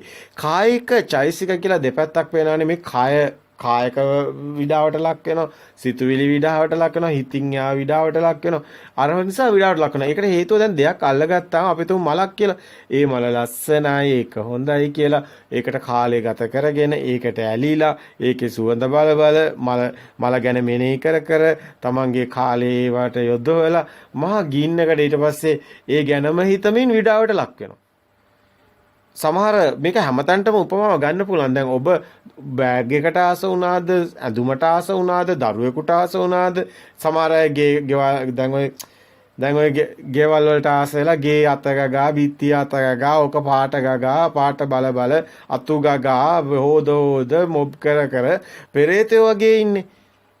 අන්නේ විඩාවට ලක් වෙලා. ඒක කියන්නේ චෛසික විඩාපි, කායික විඩාපි. සමහරු ඉන්නවා දැන් මොන හරි අධ්‍යාපනයේට ඒකටම එයාට ඒක ඒ කියන්නේ මේ පුජ්‍යලයාට වෙන්නේ ඒක අර උපාදාන කරගෙන අල්ලගෙන ඒක නිසා මෙයා තේට්ටු වෙන විඩාවට ලක් වෙනවා. ඒක තමයි මේ මහා සලායතන සූත්‍රය. මේ සලායතන වලින් මේ ඇලෙන්නේ. අපි ඒක පෙන්වුවේ සිත දැන් මේක ඇලෙනවනේ දැන් බාහිරට. ඇලුනට පස්සේ මේ විඩාවට ලක් වෙනවා. ගින්නක්පත් වෙනවා. ඒක නිසා එයා මානසිකවත් විඳවනවා. කායිකවත් විඳවනවා. සමහරු ගෙවල් හදනවට වැඩිය වැඩක් නැහැ. ඕක දැන් කරන්න ගියාම ඒකට ඇබ්බැහි වෙනවනේ. සමහර අය ඉගෙන ගන්නවා කියලා ඒක පස්සෙම යනවා. සමහර සල්ලි වන්න කියලා. සල්ලි පස්සෙම දුවනවා. සමහර අය මොකක් හරි ඒකට එයා උපාදාන වෙලා. එයා දන්නේ ඒකට අහු වෙලා රැවටිලා කියලා. යාට සැනසීමක් නැහැ කියන එකයි ඒකෙන් පෙන්නන්නේ. ඉතින් ඒකේ දුකට වැටෙන්න හේතු වෙනවා කියන එක තමයි අවසාන වාක්‍යය පෙන්වුවේ. සකායක දුක්ඛම්පි චේතසිකෝ දුක්ඛම්පි පටිසංවේදේති කියන එක. එයා එතනින් කායික දුකටත් චෛතසික දුකටත් පත් වෙනවා කියන එකයි ඒ පෙන්වන්නේ. මහා සලායතන සූත්‍රය අපි ඊගාව කොටසට આવොත් දැන් මේ ලෝකෝත්තර පැත්ත තමයි ඊගාවට අපි කතා කරන්නේ. දැන් අපි මේක මේ දුකට වැටෙන්නේ බාහිර ඇත්ත වුණොත්නේ. දැන් මේක බාහිර ඇත්ත නොවුනොත් මොකද වෙන්නේ? දැන් අන්න මහා සලායතන සූත්‍රයේ යථාභූත ඥානෙ දකින්න තැනටයි එන්නේ. චක්කුංච කෝ භික්ඛවේ ඥානං පස්සං යථාභූතං. දැන් අර කලින් කිව්වේ අජානං ආපස්සක් යථාභූත. යථාභූත වශයෙන් අජානං ආපස්සං කියන්නේ දකින්න බැරි වුණොත් තමයි අර විදියට දුකට වැටෙන්නේ. දැන් දැක්කොත් ඒ කියන්නේ රූපේ බාහිර නෙමෙයි මේ හිතේ හැදෙන්නේ කියලා. ඒ රූපෙත් ඒ මොහොතේම හටගෙන නිරුද්ධ වෙනවා. ඇත්ත දකින්න කෙනෙක්. යථාභූත ඥානය කියන්නේ සත්‍ය දකිනවා. චක්කුංච කෝ භික්ඛවේ ඥානං පස්සං යථාභූතං. රූපේ ඥානං පස්සං යථාභූතං. චක්කු විඥානං ඥානං පස්සං යථාභූතං. චක්කු සම්පස්සං ඥානං පස්සං යථාභූතං. යං කිංචි දැන් මෙතන චක්කුංච කෝ භික්ඛවේ ඥානං පස්සං යථාභූතං කියන්නේ කෙනෙක් ඇස හරියාකාරව ඥානං පස්සං. චක්කුන් කියන්නේ ඇස ඥානං පස්සං හරියාකාරව යථාභූත වශයෙන් දකිනවා නම් ඒ කියන්නේ මේ අනිත්‍ය මේ හටගෙන නිරුද්ධ වෙන අනිත්‍ය ස්වභාවය මේ දැන් හටගත්ත මේ දැන් නැති වෙනවා. අනිත්‍ය ස්වභාවය දකින්නවා. ඒක බාහිරත් නෙමෙයි ඒක සිතේ හටගන්නේ මේ මායාව දකින්නවා. එළියට යන්න බෑ යථාභූත ඥානෙ තියෙන කෙනා. රූපේ යථාභූත වශයෙන් දකිනවා නම් ඒ වගේම චක්කු විඥානේ යථාභූත වශයෙන් දකිනවා නම් චක්කු විඥානේ හටගත් ස්පර්ශයේ යථාභූත වශයෙන් දකිනවා නම් වේදනාව යථාභූත වශයෙන් දකිනවා නම් දකිනවා නම් ඒ බදු ඒ පුජ්‍යලයා ඒ ආදීනව දකිමින් වාසය කරන්නා වූ ඒ භික්ෂුව අපචයන් ගච්ඡanti. දැන් රැස් කරන්නේ කලින් කිව්ව උපචයන් ගච්ඡanti උපාදාන කරගන්නවා. බාහිර ඇත්ත කරගන්නවා. බාහිර රැවටෙනවා. හිත යනවා බාහිරට. රූපයක් දකින්නකොටම හිතනවා අර තියෙන්නේ ඒක තමයි මම දැක්කේ කියලා. කෝප්පේ තමයි මම දැක්කේ අර තියෙන්නේ කෝප්පේ කියනවා. ඒක එතකොට සලායතනේ උපාදානයට අහු වෙලා. නමුත් දැන් මෙයා සත්‍ය දකිනවා. සිත දකිනවා. දකින්නකොටම දකිනවා එළියේ නෙමෙයි හිතින් හදාගෙන පේනවා නෙමෙයි හිතනවා කියන. අන්න අපේ ප්‍රතිපදාවට එනවා. දැන් සිත දකින කෙනෙක් යථාභූත ඥානයේ තියෙන කෙනෙක් සිහියයි නුවණයි යෝනිසෝ මනසිකාරයේ තියෙනවා. එහෙමනම් ඒ කෙනා දකිනකොටම එළිය නෙමෙයි මන් දකින්නේ මගේ හිත පේනවා නෙමෙයි හිතනවා සිතුවිලි දකින්නේ කිය. පේන දෙයට රැවටෙන්නේ නැහැ. රැවටුනොත් සත්‍ය ලෝකේ මායාව හීනේ දකිනවා. ඒක සත්‍යයක් නෙමෙයි. යථාභූත කියන්නේ ඇත්ත දකිනවා. ඇත්ත නම් Taman සිතුවිලි දකින්නේ. දැන් යථාභූත ඥානයට එන කෙනෙක් ධර්මයේ තුල ඉන්න කෙනෙක් ඇත්ත දකින කෙනෙක්. අනේ බඳු ඒ පුජ්‍යලයා ආදීනව දකිනවා කියන්නේ ඒකටයි. මේකේ ඇත්ත දකිනවා. ආදීනව දකිමින් වාසය කරන්නා වූ ඒ භික්ෂුව අපචයංගය රැස් කරන්නේ ඔක්කොම එතනින් ඉවරයි. මේ දැන් දැක්ක මේ සිත එතනින් ඉවරයි. අපචයං ගච්ඡanti. නැවත ඒක රැස් වෙන්නේ නැහැ. උපචයයට එන්නේ. ඊගාව සිත හටගත්ත ඒක ඉවරයි. මුළු ලෝකෙම එතන භවයත් එතන උපතත් එතන මරණත් එතනම ඉවරයි. ඒ ෂණයම ඊගාව සිතට යනවා. ඊගාව සිතත් එතනින් ඉවරයි. ක්ෂණයක් පාසා සිතක් ඉපදී මෙරි යනවා. එයා මරණයක් කියන එක එයාට හම්බ වෙන්නේ නැහැ ජීවිතේ. මේ අතාභූත ඥානයේ තියෙන කෙනා ප්‍රතිපදාව හරියට දකිනවනම් ඒ මොහොතේ ෂණයට විතරක් සීමා වෙනවා. ආයියා ඒක යන්න බෑ. දැන් ඔබ දකින්න ඇති ධර්මයේ තුල හොඳ කතාවක් තියෙනවා. මේ උපමා බුදුන් වහන්සේ ගොඩක් කතා වස්තු වලින් ධර්මයේ පෙන්වන්න යන්නේ මේ භාෂාවේ තියෙන ගැටලුව නිසා. මේ අන්තේ නැත්තම් අහු වෙලා රවටෙන නිසා. දැන් ලොකු හාමුදුරුවෝ පොඩි හාමුදුරුවෝ ගමනක් යනවා. ගඟක් ළඟට යනවා. ගඟක් හම්බුනාම දැන් මේ ගඟෙන් එක්තර වෙන්න බෑ. දැන් කාන්තාවක් එතර වෙන්න බැරුව මෙගොඩ සිට පසුතැවෙනවා. දැන් පොඩි හාමුදුරුවෝ කරන වැඩේ අර කාන්තාව කරේ තියා ගන්නවා ගඟෙන් එකට ගිහින් තියෙනවා. ගිහින් තියලා දැන් ලොකු හාමුදුරුවොත් යනවා දැන් එකට වෙලා. දැන් පොඩි හාමුදුරුවෝ ලොකු හාමුදුරුවෝ අසපුවට යනවා ආරාණයට යනවා. ගියාම ලොකු හාමුදුරුවෝ කියනවා පොඩි නම විනයට අනුගත නැහැ. ඔබ විනයක් කැඩුවා. කාන්තාවක් කරේ තියාගෙන ගඟෙන් මෙදොට ගෙනත් දැම්මා. ඊට පස්සේ පොඩි හාමුදුරුවෝ කියනවා ස්වාමීනි මම නම් කාන්තාව මෙගොඩින් තියලා ආරාණයට ආවා. ඔබ තාම ආරාණටත් කාන්තාව ගෙන ඇල්ලානේ කියලා. අන්න යථාභූත ඥානය කියන්නේ ඔන්න ඔතනටයි. ඒ සිත එතනින් ඉවරයි. ඊගාව සිත වෙනින් එකක්. දැන් ලොකු හාමුදුරුවෝ සිත ඉවර කළා නැහැ. සිත දිගටම ගෙනිහිල්ලා. ලොකු හාමුදුරුවෝ පු탁ජන භික්ෂුවක් විදිහටයි කතා කරන්නේ. නමුත් පොඩි හාමුදුරුවෝ රහතන් වහන්සේ නමක් විදිහටයි කතා කරන්නේ. ඒ සිද්ධිය එතනට සිද්ධියට සීමා වුණොත් ඒ සිත එතනින් ඉවර වෙන කෙනාට විතරයි ආයි ඒක මේතන්ට සම්බන්ධයක් නැති බව පේන්නේ. එතනම උපතයි මරණය සේරම ඉවරයි භවයයි උපතයි ඔක්කොම ඉවරයි. එයාට මරණයක් නැහැ සදා අමරණීයයි. මේ සිත දැකලා මේ සිතෙන් මිදුණු කෙනා යථාභූත ඥානයේ තියෙන කෙනා. අන්නේ කෙනා තමයි මේ රහත් මග යන්නේ මේ නිවන් මග යන්නේ මේ මරණයක් නැති කෙනා අයයි. සත්‍ය දකින්න කෙනා අයයි. සිතේ අර්ථ දකින්න කෙනා. හැබැයි ප්‍රතිපදාව සිත දකින්න කෙනාටයි මේක පේන්නේ. මේක නිකන් පොතකින් කියවුවට දැනුමකට වැඩක් නැහැ. මේක තමන්ගේ ප්‍රතිපදාව තුළ තමන්ගේ සිතේ තමන්ගේ ජීවිතය තුළින් ප්‍රත්‍යක්ෂතාවයට පත් කරගන්න ඕන. මෙතන කෙනෙක් නැති බව ප්‍රත්‍යක්ෂ වෙන්න ඕන. දැන් ඔබ පාරේ යනවා. දැන් වාහනයක් ගිනි ගන්නවා. දැන් ඔබට ගාණක්වත් නැහැ. ඇයි ඒ? ඒක අනුන්ගේ වාහනයක්. දැන් ටීවී එකේ බලනකොට ඔය ඕන තරම් ඇක්සිඩන්ට් දකිනවා. මිනිස්සු මැරලා දකිනවා. ඔබට ගාණක්වත් නැහැ. හැබැයි ඔබ ඇක්සිඩන්ට් වෙනවා. දැන් මොකද වෙන්නේ? හනේ අම්මෝ කියලා පොළවේ හැපීගෙන දඟලනවානේ. ඇයි ඒ? අනුන්ට වුණාම ගාණක් නැහැ. Tamanට වුණාම ඒක මගේ කියන හැඟීම තියෙනවා. ඒකයි මේකේ ප්‍රත්‍යක්ෂතාවය කියන එකේ වෙනස රහස. Tamanට ප්‍රත්‍යක්ෂ නම් මේ ධර්මයේ Tamanට වෙන එකයි දකින්නේ. නැත්තම් ඒක දැන් ඔබට ප්‍රත්‍යක්ෂතාවයයි දැනුමයි අතර වෙනස දැන් අනුන්ගේ එකක් නම් ප්‍රශ්නයක් නැහැනේ. එතකොට තමන්ගේ වුණොත්නේ ප්‍රශ්නේ තියෙන්නේ.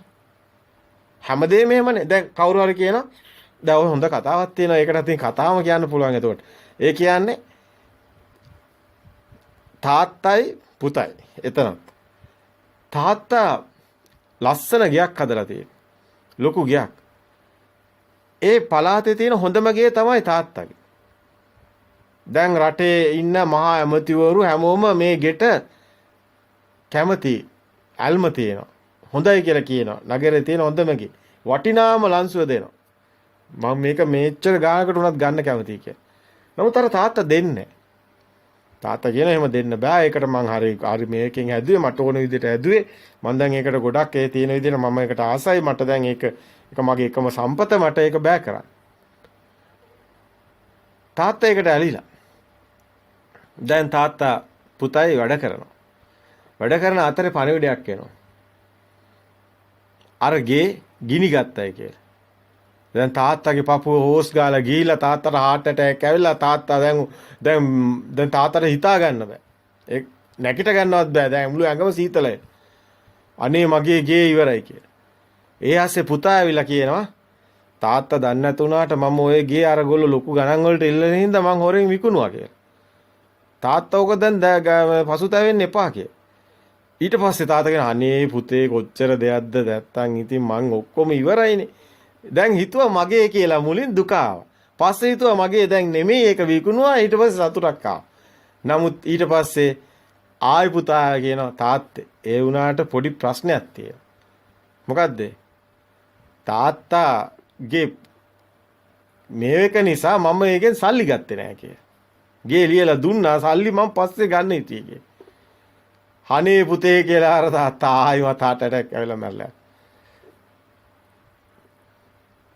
මෙන්න මේ කතාව අපේ වුණොත් අපිට ප්‍රශ්නයක් අපිට නැත්තම් අපිට ප්‍රශ්නයක් නැහැ. මොකද්ද මේ කතාව? මේ කතාව තමයි අපි මේ ධර්මයේ හරි ඕනම දෙයක් අපේ ප්‍රත්‍යක්ෂතාවයක් වුණොත් තමයි ඒක අපේ දෙයක්. ඒක තමන්ගේ ජීවිතෙන් මිදුණා වෙන්නේ. නැත්තම් ඔහේ යනවා ඒක තමන්ට ප්‍රත්‍යක්ෂ නැහැ. තමන්ගේ ප්‍රත්‍යක්ෂතාවයේ තියෙන්න ඕනේ. දැන් තමන්ගේ ප්‍රත්‍යක්ෂතාවය තමන්ට මිදුණු බව දැනෙනවා. මේ ලෝකේ බොරුවක් කියන එක තමන්ට ප්‍රත්‍යක්ෂයි. තමන් එහෙම තමන්ගේ ගේ ගිනි ගත්තත් අඩන්නේ නැහැ. කවුරු හරි බැනලා ගියයි කියලා ගානක් නැහැ. කවුරු හරි මොන හරි අතක් හරි කපලා මොන හරි ගත්තට කපාගෙන යන්න කියලා ඉන්නවා.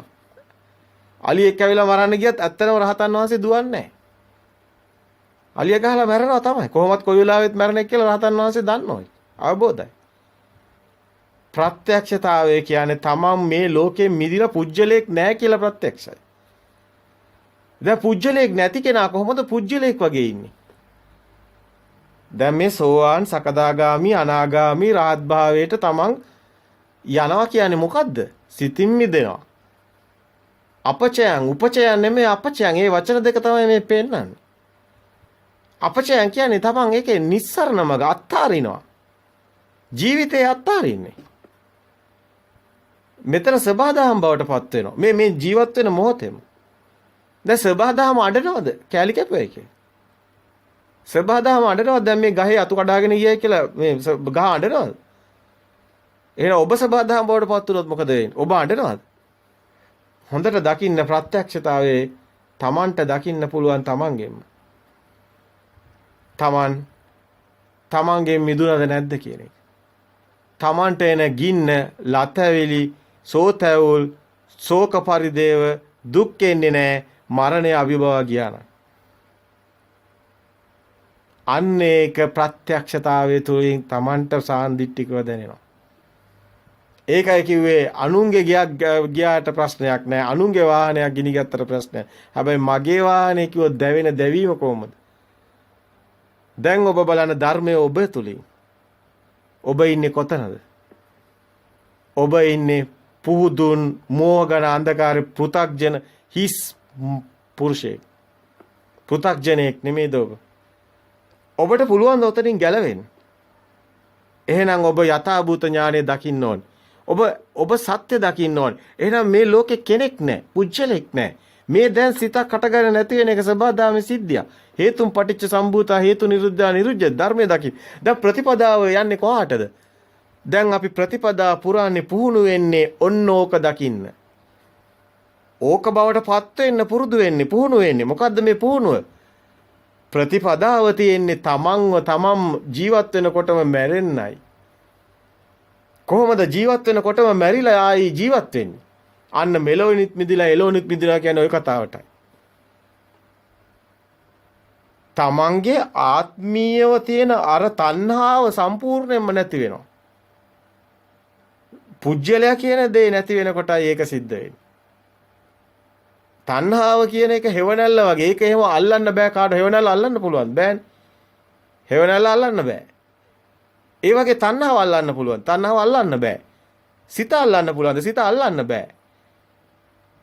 දැන් මේක නැති වෙන්නේ කොහොමද? මෙතන අවබෝධයක් ඇති වෙන්නේ. මෙතන සංකිතේ නිබ්බිදාය කියන්නේ ඒකයි. අවබෝධයෙන් නිවන් දකින්නේ. තමන්ට ඥානයක් සකස් වෙනවා. තමන්ටම ප්‍රත්‍යක්ෂ වෙනවා කෙනෙක් නැති බව. දැන් පුංචි ළමයා සෙල්ලම් කරනකොට සෙල්ලම් ගෙදර ගිහිල්ලා අම්මා අර වතුර නැති අර කියන්නේ පුතේ මේ තේ එක හරි රහයි. නමුත් අර සෙල්ලම් ගෙදර තේ එකක් නැහැ. සෙල්ලම් ගෙදර අර ළමයා නිකන් දෙනවා මොකක් හරි අම්මේ බීලා බලන්න මේ තේ එක රසයිද කියලා.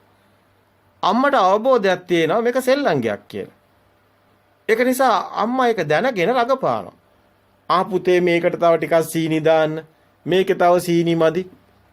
දැන් තේකේ වතුරවත් නැහැ, තේකකුත් නැහැ, මුකුත් නැහැ. නමුත් මේ කතාවක් යනවා. පොඩි ළමයාත් එක්ක යන කතාව අම්මා අවබෝධයෙන් කරනවා. පොඩි ළමයා ඒ ජීවත් වෙනවා ඒක ඇතුළේ එහෙම දෙයක් හිත. රහතන් වහන්සේ නෙළුම් කලේ දිය බිඳුව නෙළුම් කොලේ නොතරවි ඉන්නාසේ රහතන් වහන්සේ මිනිස්සු සමග කටයුතු කරනවා. හැබැයි ඒ අනිත් මිනිස්සු වගේ පුජ්‍යලයක් නෙමෙයි රහත් භාවය තුල තියෙන. පුජ්‍යල භාවයෙන් නැතුව අනිත් අය වගේම කතා බහ කරනවා හැසිරෙනවා. අවබෝධය තුළින්. තමන්ව අභිභවා ගිහිලා manussත්වයේ අභිභවා ගිහිලා තමන් දේවත්වයේ අභිභවා ගිහිලා තමන් ඒ කියන මහා ප්‍රඥාව අභිභවා ගිහිලා තමන් බුද්ධ තමන් රහත්භාවය ලබලා පුජ්‍යලයා නැති කරලා මුළු සසරම යා අවසන් කරලා තියෙනවා. එයා ආයි උපදින්නේ නැහැ. ඒ මොහොතේ උපදින්නේ නැහැ කියන්නේ මේ මරණ දවසක් නෙමෙයි. මේ මොහොතෙන් පස්සේ යා නැහැ. එයා මේ ෂණයෙන් පස්සේ කෙනෙක් නැහැ. එයා සත්‍ය දකිනවා. හැම එකෙම සත්‍ය දකිනවා. එයා හැම දෙයකම යථාභූත ඥානයේ ඉන්න කෙනා කියන්නේ අන්න එයාට. යථාභූත ඥානය කියන වචනේ කොච්චර ගැඹුරුද? මුළු ලෝකෙම සත්‍ය දකින කෙනා යථාභූත ඥානයේ තියෙන කෙනා. එයාට කෙනෙක් නැහැ. සබදාම් විතරයි. සබදාම් බවට පත් වෙනවා. එයාට ගේ කඩා වැටුණා තිනා වෙතේ. ආ රෝමේ ගිනි ගනිද්දි වීණාව වැයෙන කෙනෙක් ගැන කතා කරනවා. අන්න ඒ කෙනා තමයි රහතන් වහන්සේ. ඒ කෙනා තමයි සෝවාන් සකදාගාමි අනාගාමි මාර්ගය තුල ඉන්න කෙනා. එයා පුහුණු වෙන්නේ එතනට. දැන් බලන්න සිත නැති කරන්න සිත දඟලන දැඟලිල්ලයි නිවන් මඟ කියන්නේ. ඊටාම ගැඹුරුයි මේ කියන කාරණා. ඊටාම සරලව කතා කරන්න පුළුවන් කාරණාවකුත් නෙමෙයි. ඔබට මේකේ සත්‍ය මේ ප්‍රත්‍යක්ෂතාවය තුළ ඔබගේ දැන් මේ පේනවනේ මේ හිතනවා එළියෙමුකුත් නැහැ සම්මුතිය තුළ අපි මේ පරණ මතකයෙන් ඉන්නේ. අපි අතීතය තුළ ඉන්නේ. අපි මලවුන්ගේ ලෝකේ ඉන්නේ. ඒකෙන් පරිඋත්ථාන වෙනවා කියන්නේ සත්‍ය දකින්නවා. සත්‍ය දකින්නවා කියන්නේ නැවත උපතක් නැහැ. එතනින් අමරණීය වෙනවා. එයා කෙනෙක් නැති වෙනවා. සිතුවිලි දෙකක් අතර හිඩසක් තියෙනවා. දැන් මේ හිඩස තමයි මේ අවදි වෙන්නේ. එයා සිතුවිලි වල ඉන්නකන් ඒවා තුල ඉන්නේ අතීතයත් එක්ක පෙරමතකෙත් එක්ක. පෙරමතකේ නැති මේ පෙරමතකේ කියන එක මායාව එයා දකිනවා. දැකපු තැන එයා මායාවෙන් මිදෙනවා. එයාට එළියෙන් මුකුත් හම්බ වෙන්නේ නැහැ. කෝප්ප තියෙන්නේ අපේ හිතේ, මේස තියෙන්නේ අපේ හිතේ. ඒ හිතත් ඇත්ත නෙමෙයි ඒක පෙරමතකයක්. අතීතේ මොකටද අපිට?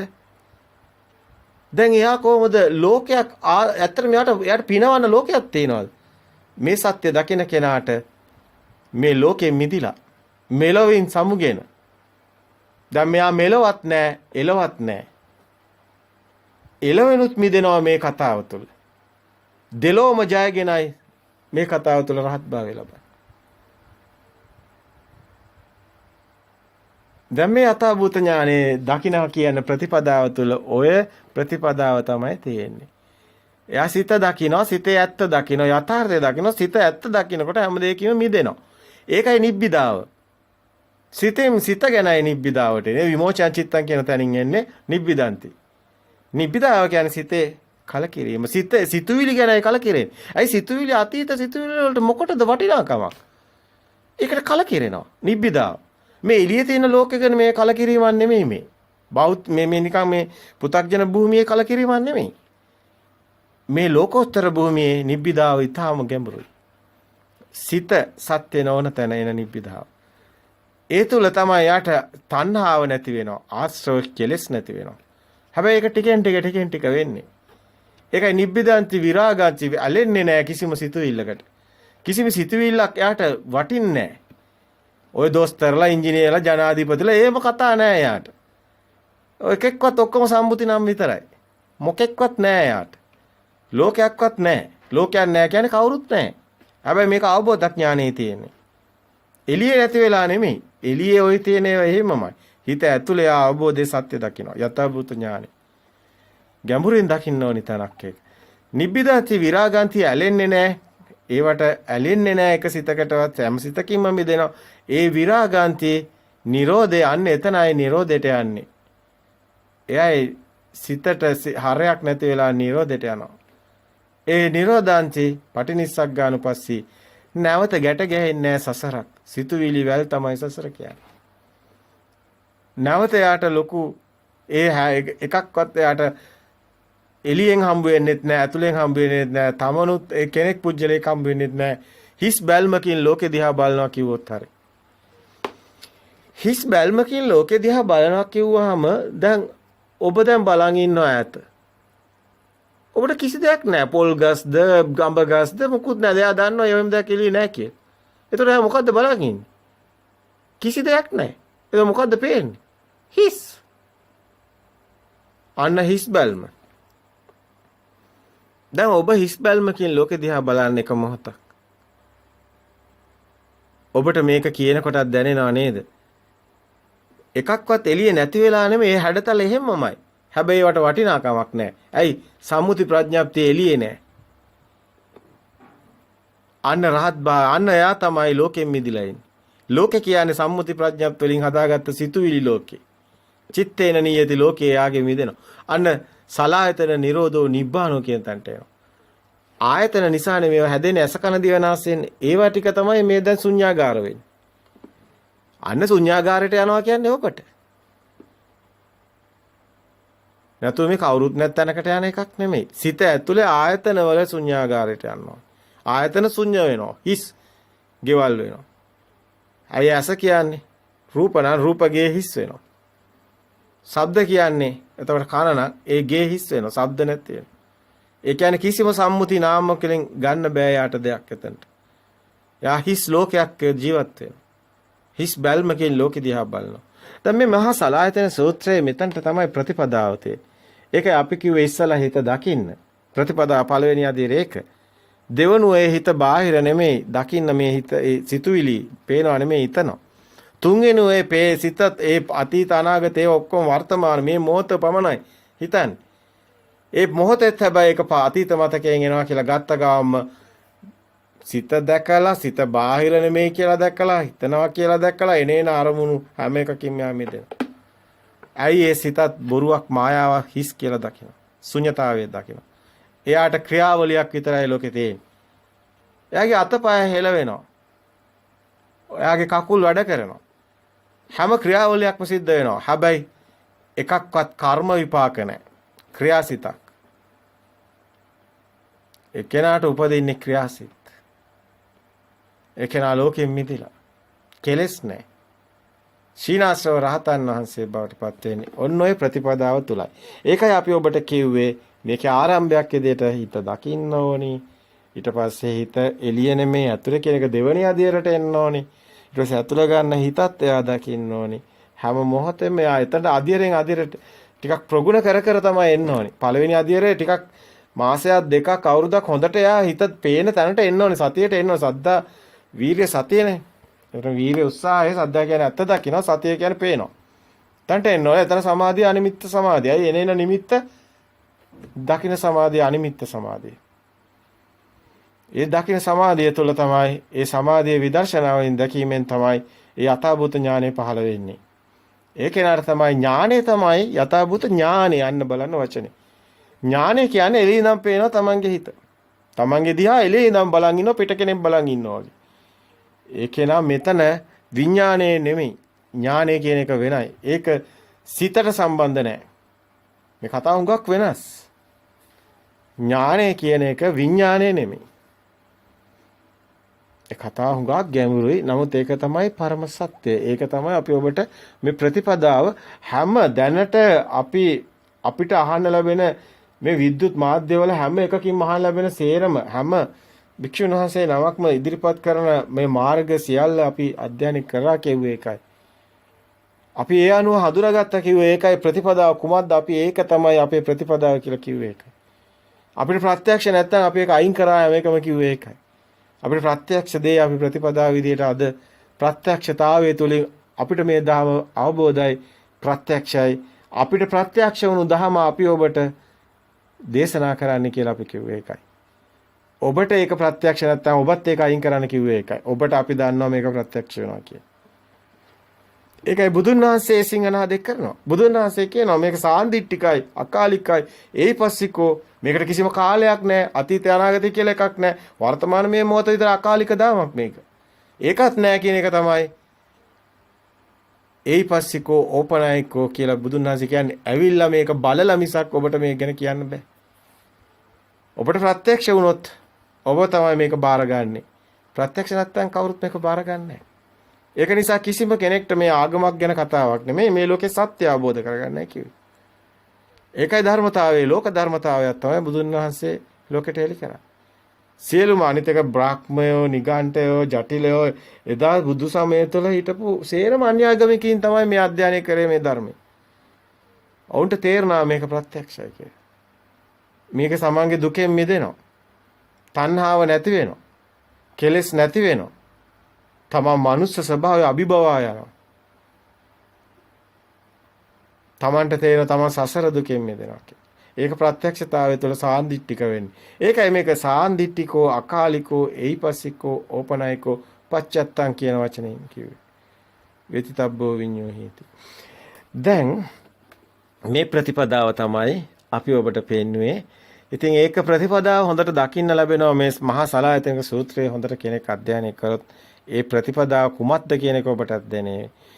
දැන් එතකොට ලෝකෝත්තර භූමිය ගැන කතා කරනකොට චක්කුං චක්කෝ භික්ඛවේ ඥානං පස්සං යථා භූතං රූපේ ඥානං පස්සං යථා භූත චක්කු විඥාන ඥානං පස්සං යථා භූත චක්කු සම්පස්ස ඥානං පස්සං යථා භූත. එතකොට යම් කිසි කෙනෙක් ඇස හරියාකාරව යථා භූත වශයෙන් දකිනවා නම් රූපේ යථා භූත වශයෙන් දකිනවා නම් ඒ වගේම චක්කු විඥානය යථා භූත වශයෙන් දකිනවා නම් ස්පර්ශේ වේදනාව යථාභූත වශයෙන් දකිනවා. එබඳු ඒ පුජ්‍යලයා එය ආදීනව දකිමින් වාසය කරන්නා වූ ඒ භික්ෂුව අපචයන් ගච්ඡanti. එයා කිසිම දෙයක් බාහිරෙන් උපචයන් වෙන්නේ නැහැ, එකතු වෙන්නේ නැහැ, උපදාන වෙන්නේ නැහැ, රස වෙන්නේ නැහැ. ඒ එකතු කරන්නේ නැති අස්කරන ඒ පංච උපාදානස්කන්ධයේ මිදෙන ප්‍රතිපදාව තමයි ඒ ශික්ෂණය තමයි ශික්ෂාව කියලා බුදුන් වහන්සේ පනවන්නේ. නැතු මේ පංචශීල රකින්න එකක් නෙමෙයි මේ ධර්මයේ තුල තියෙන්නේ. පංචශීලයේ පංචශීල රකින්න එක අනිත් හැම ආගමකම තියෙනවා. ඒක අපි කිව්වේ ඔබට මුස්ලිම් ආගමේ අරක්කු බොන්නේ නැහැ. මුස්ලිම් අය අද බෞද්ධයෝ ගොඩක් අරක්කු බොනවා. මුස්ලිම් අය අරක්කු බොන්නේ නැහැ. මුස්ලිම් අය නීතියක් විදිහටම දාගෙන ඉන්නවා. එහෙන් මෙහෙන් ඒකත් කඩ නැහැ. ඒකෙත් ඉන්නවා තමයි. නමුත් ඒගොල්ලෝ එකක් ගොඩක් එක රකින්න උත්සාහ කරනවා. පංචශීලයේ රකින්න අනිත් ආගම. සත්තු මරන්න, බොරු කියන්නේ, හොරකම් කරන්නේ. දැන් හොරකම් කරන්න කියනවද කිසිම ආගමක? හොරකම් කරන්නේ නැහැ නේ කවුරුත්. එද පංචශීලයට නෝකයිත් වේ. ඉතින් ඕකන් ධර්ම මේ පරම සත්‍යයට කොහෙන්ද එහෙම එකක් එන්නේ? ඔක්කොම ආගම් වල තියෙනවා බුදුහාමුදුරුවෝ කියනවාද? බුදුහාමුදුරුවෝ කියන්නේ පුබ්බේ අනුසුතේ ධම්මේසු. පෙර නොඇසූ විරුදහමක් මහණෙනි මම මේ කියන්නේ කියලා. කිසිම ආගමක මේක නැහැ කෙනෙක් කියලා ඉවරයි. මේ පරම සත්‍ය ආගමකට ආйти නැහැ. පංචශීලයක් තියෙන සමාජයේ පැවැත්මට. සමාජයේ සංස්කෘතියේ එක එක රටවල ස්වභාවය අනුව ආගම් ටික හදාගෙන ඉන්නවා. ගැටලුවක් නැහැ. සමාජයේ පැවැත්මක් තියෙනවා. ඒකේම තිබුණා. නමුත් පරම සත්‍ය කියන එක හොඳින් අවබෝධ කරගන්න. යමෙක් මේ ලෝකේ ඉන්න සේරම එකම මනුස්ස ස්වභාවයක් එකම හැමෝම උස්ප ගන්න හැමෝගෙම මගේ ලේ තියෙන මේ මොකද්ද කියන්නේ පරම සත්‍ය මේකේ ආගමක් නෑ කියන්නේ ඒකයි ආගමක් කිව්ව ගමන් අරයා වෙනයි මං වෙනයි පරම සත්‍ය කිව්ව ගමන් කවුරුත් වෙන නෑ ඔක්කොම එකයි දැන් මේ කතාව තේරුණාද ඉතින් එතනට එන්න ඕනේ සත්‍ය කියන්නේ ලෝකයේ තියෙන එකම සත්‍යතාවයයි ඒ සත්‍යතාවය තුළ මේකේ වෙන කතා නැහැ මවුන්කයව නැහැ මැජික් නැහැ මේක ආයි මවපු කෙනෙක් ඒවම කතන්දර මුකුත් නැහැ මේක සබාධාමක් පමණයි බුදුන් වහන්සේ හැමතිස්සෙම පෙන්නන්නේ මේ සබාධාමේ න්‍යාය ඒ සබාධාමේ න්‍යාය තුළ තියෙනවා සිතුවිලි හැදෙන හැටි දැක්කොත් සිතුවිලි වල තමයි දුක තියෙන්නේ සේරම කතාව තියෙන්නේ මේක තුලයි. ඒකයි මේක මනෝපුබ්බංගම ධම්මා කියන්නේ. මේක මනස මුල් කරගත්ත ධර්මයක්. මනස තුලයි ලෝකෙම හැදෙන්නේ. ලෝකෙ මිදෙන මගත් එනම් මනසින්මයි මිදෙන්නේ. ඒක තමයි දකින්න ඕනි මාවත ප්‍රතිපදාව නිවැරදිව දකින්න ඕනි. එතකොට මේක අපි ඊගව සූත්‍රයට යමු. මේ මහා සලායතන සූත්‍රයම තමයි දෙකටම යන්නේ. තස්ස කායිකාපි දරතා පහියන්ති චේතසිකාපි දරතා පහියන්ති කායිකාපි සන්තාපා පහියන්ති චේතසිකාපි සන්තාපා පහියන්ති කායිකාපි පරිලාහා පහියන්ති චේතසිකාපි පරිලාහා පහියන්ති සෝ කායසු කම්පි චේතෝ සුකම්පි පටිසංවේදේති. කාය සුඛම්පි චේතෝ සුඛම්පි පටිසංවේදේති. දැන් මේ යථාභූතව සත්‍ය දකිනවා නම් කෙනෙක් මේ බාහිර නෙමේ. දැන් මේ සිත දකින්න ඇත්ත. සිත සිතුවිලිත් ඒකත් ඇත්ත නෙමේ. මායාව ශුන්්‍යතාවය දකින්න. දැන් මේ ප්‍රතිපදාව තුළ මේක දකින්න පුරුදු වෙන කෙනා මොකද එයාට වෙන්නේ? කායික විඩාව ප්‍රහීන වෙත්. චේසික විඩාව ප්‍රහීන වෙත්. කායික තැවිලි ප්‍රහීන වෙත්. ඔබට යම්කිසි ආසාවක් අහම ඒ ආසාව ඉෂ්ට කරගන්නකම් ඔබ මහා පිච්චෙනා නේද? ගිනි ගොඩක නේද? සමහරව විභාගයක් පාස් කරගන්න ඒක ඉවර වෙනකම් එයාට නිින්දක් නැහැ නේද? සමහරු දරුවෙකුට අසනීපයක් වුණාම මේ දරුවා සනීප වෙනකම් නිින්ද යන්නේ නැහැ නේද? සමහරු මොනවා හරි වැඩක් කරන්න ගත්තාම ඒ වැඩේ ඉවර වෙනකම් නිින්ද යන්නේ නැහැ නේද? ඉතින් මේක තමයි කියන්නේ මේ දරතේ විඩාව තැවීම. අපි ඉන්නේ ගිනි ගොඩක. අපේ මනස නිතරම මේ සිතුවිලි ඔස්සේ දුවනකොට ගිනි ගොඩකපත් වෙනවා. හැබැයි මේ සිතේ ඇත්ත දකිනා නම් එයාට ඒ වැඩේම කරන්න පුළුවන්. ගයක් වුණත් හදන්න පුළුවන්. ගිනි ගන්න ඕනේ. එයාට පුළුවන් මේක සිතෙන් මිදලා හැම කටයුත්තකටම යන්න. ඇත්තට මේක ප්‍රතිපදාව ඉතාම වැදගත්. අපි මේ කතා කරන අපි උනත් උපතින් රහත් වෙලා නැහැ. අපි මේ සාමාන්‍ය අනිත්‍ය වගේම අපි මේ අපේ දෙමාපියෝ පවා මිත්‍යා දෘෂ්ටිකයි. අපි ගොඩක් සිංහල බෞද්ධ පවුල් දකින්නේ මේ බෞද්ධ කිව්වට ඒක ඔක්කොම බෞද්ධ නෑ අබෞද්ධ තමයි. ඇයි ඒ භව නිරෝධයක් ඒගොල්ලන් බයෙන් මිදෙන ගමනක් යන්නේ නැහැ කවුරුත්. බොහොම ටික දෙනා ඒක අවබෝධ කරන් ඉන්නේ. හැමෝම මේ මීට වැඩිය හොඳ ලෝකයක් දිව්‍ය ලෝකයක් හරි ඇති කියලා හිතාගෙන මේ තනිකර මිත්‍යා දෘෂ්ටික අනිත් ආගම් වගේම තමයි බෞද්ධයොත් යන්නේ. ඒ තාක් එයාට බෞද්ධ ධර්මයක් නැහැ. ධර්මයේ දන්නේ නැහැ. බුදුදහම වැළලීලා කියලා ගොඩක් අය හිතාගෙන ඉන්නවා. නමුත් ඒක වැරදි. ධර්මයේ හොඳින් තියෙනවා. ධර්මයේ දේශනා කරන්න කට්ටිය හරියට මේ ඉස්සරහා කාලේදී ඔබට දකින්න ලැබෙයි ලොකු වෙනසක්. අවුරුදු 10000 අවුරුදු 3400ක් මේ රට ඔබ දන්නවා වඩවසම් යුගයට අහුවෙලා වහල් යුගයකටපත් වෙලා පන්සල් කුඩු කරලා හාමුදුරුවෝ මරලා සමහර වෙලාවට සමහර ආගම් වල ඒගොල්ලෝ ආගම් නායකයෝ කියලා අද යදින්නේ අපේ සිංහල වැඩියෙන් මරපු මිනිස්සු. අපේ සිංහල ජනතාව සංහාරය කරපු අය අද මුනිවරයෝ විදියට රකින්න අය ඉන්නවා. යාඥා කරන අය ඉන්නවා. ප්‍රාර්ථනා කරන අය ඉන්නවා. සිංහලයෝ දහස් ගාණක් මරලා ඒ සිංහයෝ මරපු නිසා ඒගොල්ලෝ මුනිවරයෝ බවට පත් වෙලා ඒගොල්ලෝ ඒ නාමයන් බබලවනවා. අද ඒ සිංහලයන්ගේ ඒ ගම්මාන මරලා චෛත්‍ය කුඩු කරලා පන්සල් ගිනි තියලා හාමුදුරුවෝ මරලා මේ ධර්මයේ සම්පූර්ණයෙන්ම මේ රටින් අතු ගන්න කටයුතු කරපු ඒ අයව අද ඉස්මතු කරලා අපේ මේ ධර්මයේ සැඟවුණු ධර්මයේ අද අපි හිමින් එළියට අරගන්නවා. මේ ධර්මයේ තාම වෙනසිලා නැහැ. මේ ලෝක සබහාදාම වනසන්න බෑ. මේ ධර්මතාවයේ තමයි ලෝකේ අවසානයේදී එකම ආගම බවට පත් වෙන්නේ. අද ආගම් ගොඩක් තිබුණාට ලෝකේ ධර්මතාවයේ තමයි කවදා හරි ඉස්මතු වෙන්නේ. ඒ ධර්මතාවයේ මරන්න බෑ කාටවත්. ලෝකේ තියෙන අනිත්‍ය ස්වභාවය තමයි කවදා හරි ඉස්මතු වෙන්නේ. සමහර ආගම් බිහි වෙනකොට ලෝකේ රවුම් කියලාවත් දන්නේ නැහැ. ලෝකේ හිතන් හිටියේ පැතලී කියලා. ඒක නිසා ලෝකේ මවන්න පුළුවන් කියලා හිතන් හිටියා. නමුත් දැන් ලෝකේ රවුම් කියලා දැක්කම මේක වටේ රොකට් යනකොට තේරෙනවා මේක මවන්න බෑ කියලා. දැන් බලනකොට කෝටි ප්‍රකෝටි ගණන් දැන් තියෙනවා මේ වගේ ග්‍රහ ලෝක. දැන් බලාගෙන ගියා මවන එක කෝටි ප්‍රකෝටි ගණන් මවලා නැහැ.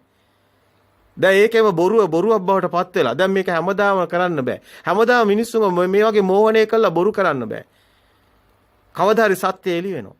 මේ මනුස්ස මේ අපි මේ කතා කරන යුගයේ ඊටාම යුග පෙරලියක යුගයක්. තව අවුරුදු 50ක් යනකොට ඔබට දකින්න ලැබෙයි මේ ආගම් සංකල්ප වලට මොකද වෙන්නේ කියලා. සියල්ල බිඳ වැටෙනවා. දැන්ටත් විද්‍යාඥයෝ ඔප්පු කරගෙන ඉවරයි. සමහරව එලි කරන්නේ ආගම් වලට මේවා බලපානවා. නමුත් මේ පරම සත්‍ය හැමදාම හංගන්න බෑ. අද ලෝකයේ විද්‍යාඥයෝ සත්‍ය දන්නවා. සත්‍ය එලි කරලා ඉවරයි. මේ සේරම බොරුවක් කියලා හැමෝම දන්නවා. සමහර දන්නේ නැති අය මෝඩයෝ විදියට දාලා තාම ඉන්නව මත් කර. මෝහණය කර ඉන්නවා. ආගම් වලින් ගැට ගහලා තියාගත්තේ නැත්තම් මේ සමාජය ඔක්කොම පිරිනව. ඒක නිසා මේ ආගම් පිරවල බෑ. මේගොල්ලෝ ඉන්න මිත්‍යා දෘෂ්ටි හරි ගැට ගහලා තියාගන්න වෙනවා. දැන් ලොකු ගැටලුවක් ලෝකෙට අනාගතයට මුහුණ දෙන්න වෙනවා. මේ ආගම් බිඳ වැටෙනකොට මොකද වෙන්නේ කියන එක.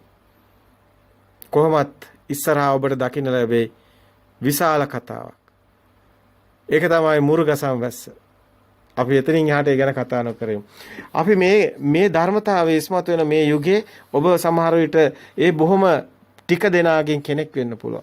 මේ ලෝකයෙන් මිදෙන ඒ ලෞතුරු සෝයටපත් වෙන ඒ ආත්මීය සංකල්ප වලින් මිදුණු ඒ මාර්ගය තුල ප්‍රතිපදාව තුල කටයුතු කරන ඒ සුගති පරායන වෙන ඒ මාර්ග ඥානය ලබන ඒ මුනිවරුන්ගෙන් කෙනෙක් ඔබ සසරින් මිදෙන කෙනෙක් ඔබට නැවත සසරක් නැති කෙනෙක් ඔබ සියලු සසර දුකෙන්ම මිදෙනවා මේ කතාව අපිට ගොඩක් කතා කරන්න තිබුණා නම් හොඳයි නමුත් විශාල පරාසයක් කතා කරන්න වෙනවා සරින් සැරේට අපිට මේ පරාසය අවදි වෙනවා නමුත් අපි මාතෘකාවට අවධානය යොමු කරන්න ඕනේ අපේ සූත්‍රයට අපි අවධානය යොමු කරන්න ඕනේ අතර කාලේ නැත්තම් අපිට ගොඩක් මදි වෙනවා දැන් මේ තස්ස කායිකාපි දරතා පහියන්ති චේසිකාපි දරතා පහියන්ති කියලා මේ කිව්වේ මේ කායික විඩාව දැන් මේ ඇත්ත දකින්නකොට එයා ගින්නල පත්තු වෙන්නේ එයාගේ සිතවල ඒ රාග දේශ මොහ ගින්න නැහැ තණ්හාව තුනී වෙනවා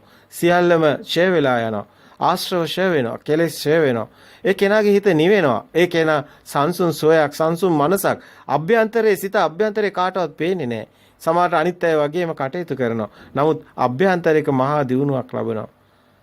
ඒ තමයි මේ ශීනාශ්‍රව රහතන් වහන්සේ ගිය මඟ.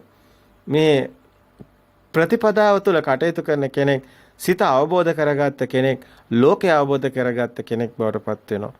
ඒ කෙනා ලෝකයෙන් මිදෙනවා. සිතේ මිදෙනවා කියන්නේ සිතේ තමයි ලෝකෙම තියෙන්නේ. ලෝකෙම මිදෙනවා. හැබැයි එතන පුජ්‍යලයක් නැති වෙනවා. මේ ලෝකයේ ඇත්ත කතාව කෙනෙක් නැති බවයි. ඒ මායාව දකින්න එක කොයිතරම් අසීරුද? මෙතන පුජ්‍යලයක් නැහැ කියලා කොහොමද දකින්නේ? ඒක ඔබටත් මහා සංකීර්ණ ප්‍රශ්නයක් වෙයි. ඇත්තට මෙතන පුජ්‍යලයක් නැහැ කියලා කොහොමද කියන්නේ? මේ ඉන්නේ. මේ පේන්නේ. නෑ. ඔතන පේන කෙනෙක් නෑ. ඒක මහා ගැඹුරු මායාවක්. මැජික් ඕන තරම් අවබෝධ කරන්න පුළුවන්. හැබැයි මහණෙනි අස්ව ලෝමක් 100ක් කඩකට බිඳීද ඒකත් විශ්වාස කරන්න පුළුවන්. හැබැයි මහණෙනි මේ ධර්මය අවබෝධ කරනවා කියන එක නම් ලේසියෙන් කරන්න බෑ කියලා බුදුන් වහන්සේ දේශනා කරනවා. මේ ධර්මය අවබෝධ කරගන්න එක ලේසියෙන් කරන්න බෑ. මෙතන කෙනෙක් නෑ කියන එක කෙනෙකුට කොහොමද අවබෝධ වෙන්නේ? කොහොමද ඒක අවබෝධ කරන්නේ? ඒක හිතන තරම් ලේසි නෑ නේද? දැන් ඔබ නෑ කියලා ඔබට තේරෙනවද? ඇත්තටම ඔබ කියලා කෙනෙක් නැහැ. ඔබ මේකේ වෙනින් පරයායක් ඔබට පෙන්නුවොත් මේකේ මේ වෙනින් පරයායක් අපිට ඔබට පෙන්වන්න පුළුවන්. මේ ශරීරයේ පොළොවට පස් වුණාට මේ සිත කතාව හුඟක් වෙනස්.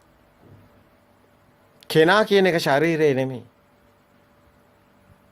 ඔබගේ ඇඟේ කැලි ටික කපලා කවකට හරි දැම්මත් ඔබ ඉන්නවා. අයියේ සිත තියෙනවා. ඒ නිසා ශරීරය නෙමෙයි කෙනා. ඔබට සමහරලාට ඔය සමහර මිනිස්සු අපි දැකලා තියෙනවා ගිනි අරගෙන සමහර මිනිස්සු ඔය එක එකට පිච්චිලා විකෘති වෙලා කෙනා වෙනස් වෙලා ඒ වුණාට හිත ඒකමයි. සිත තමයි කෙනා. සිතත් හැබැයි මනෝපුබ්බංගම ධම්මා කියන්නේ ඒකයි. ඒකත් මායාවක්මයි. ඒ මායාව දකින්න එක නම් ලේසි නෑ. ඒකයි බුදුන් වහන්සේ ප්‍රතිපදාවක් පනවන්නේ. ඒ ප්‍රතිපදාව තුල මේ අපි පුංචි කාලේ ඉඳලා අපි ප්‍රතිපදාවක් නැතුනට අපි පුංචි කාලේ ඉඳලා අපි යනවා එක පුරුදු වෙලා. අපි දත් මදින්නේ පුරුද්දට. අපි ඇවිදින්නේ සමහරවිට පුරුද්දට. අපි හුස්ම ගන්න හිතලා නෙමෙයි පුරුද්දට. අපේ ඇඟ ඇතුලේ මේ හැම ෂණයෙම වැඩ කරන හાર્ට් එකක් තියෙනවා. ඔයක ඔබ හිතනවද? හිතලා වැඩ කරනවද? නැහැ. ඔය මැෂින් එක එතකොට ඔබට ඕන ඔබ හිතලා කරන එකක් නෙමෙයි. ඔබේ ඇඟේ ලේ පිරිසිදු වෙන්න හිතලාද? ඇඟේ ලේ පම්ප කරන්න හිතලාද? ඇත්තට කිව්වොත් ඔබ හුස්ම ගන්නෙත් හිතලා නෙමෙයිනේ. ඒක මොනවාද ඒතර ක්‍රියාවලිය? ඒවා උදෙක් ක්‍රියාවලිය. ඒවට හිමිකාරයක් නැහැ. ඒ වගේ මේ හිතටත් හිමිකාරයක් නැහැ. ඒ වගේම මේ ක්‍රියාවක් විතරක් මෙතන සිද්ධ වෙනවා. හේතු ඵල ක්‍රියාවලිය. ඒක අවබෝධ කරොත් සබහාදහම විතරයි හම්බ වෙන්නේ. කෙනෙක් හම්බ වෙන්නේ නැහැ. මායාව අවබෝධ කරනවා.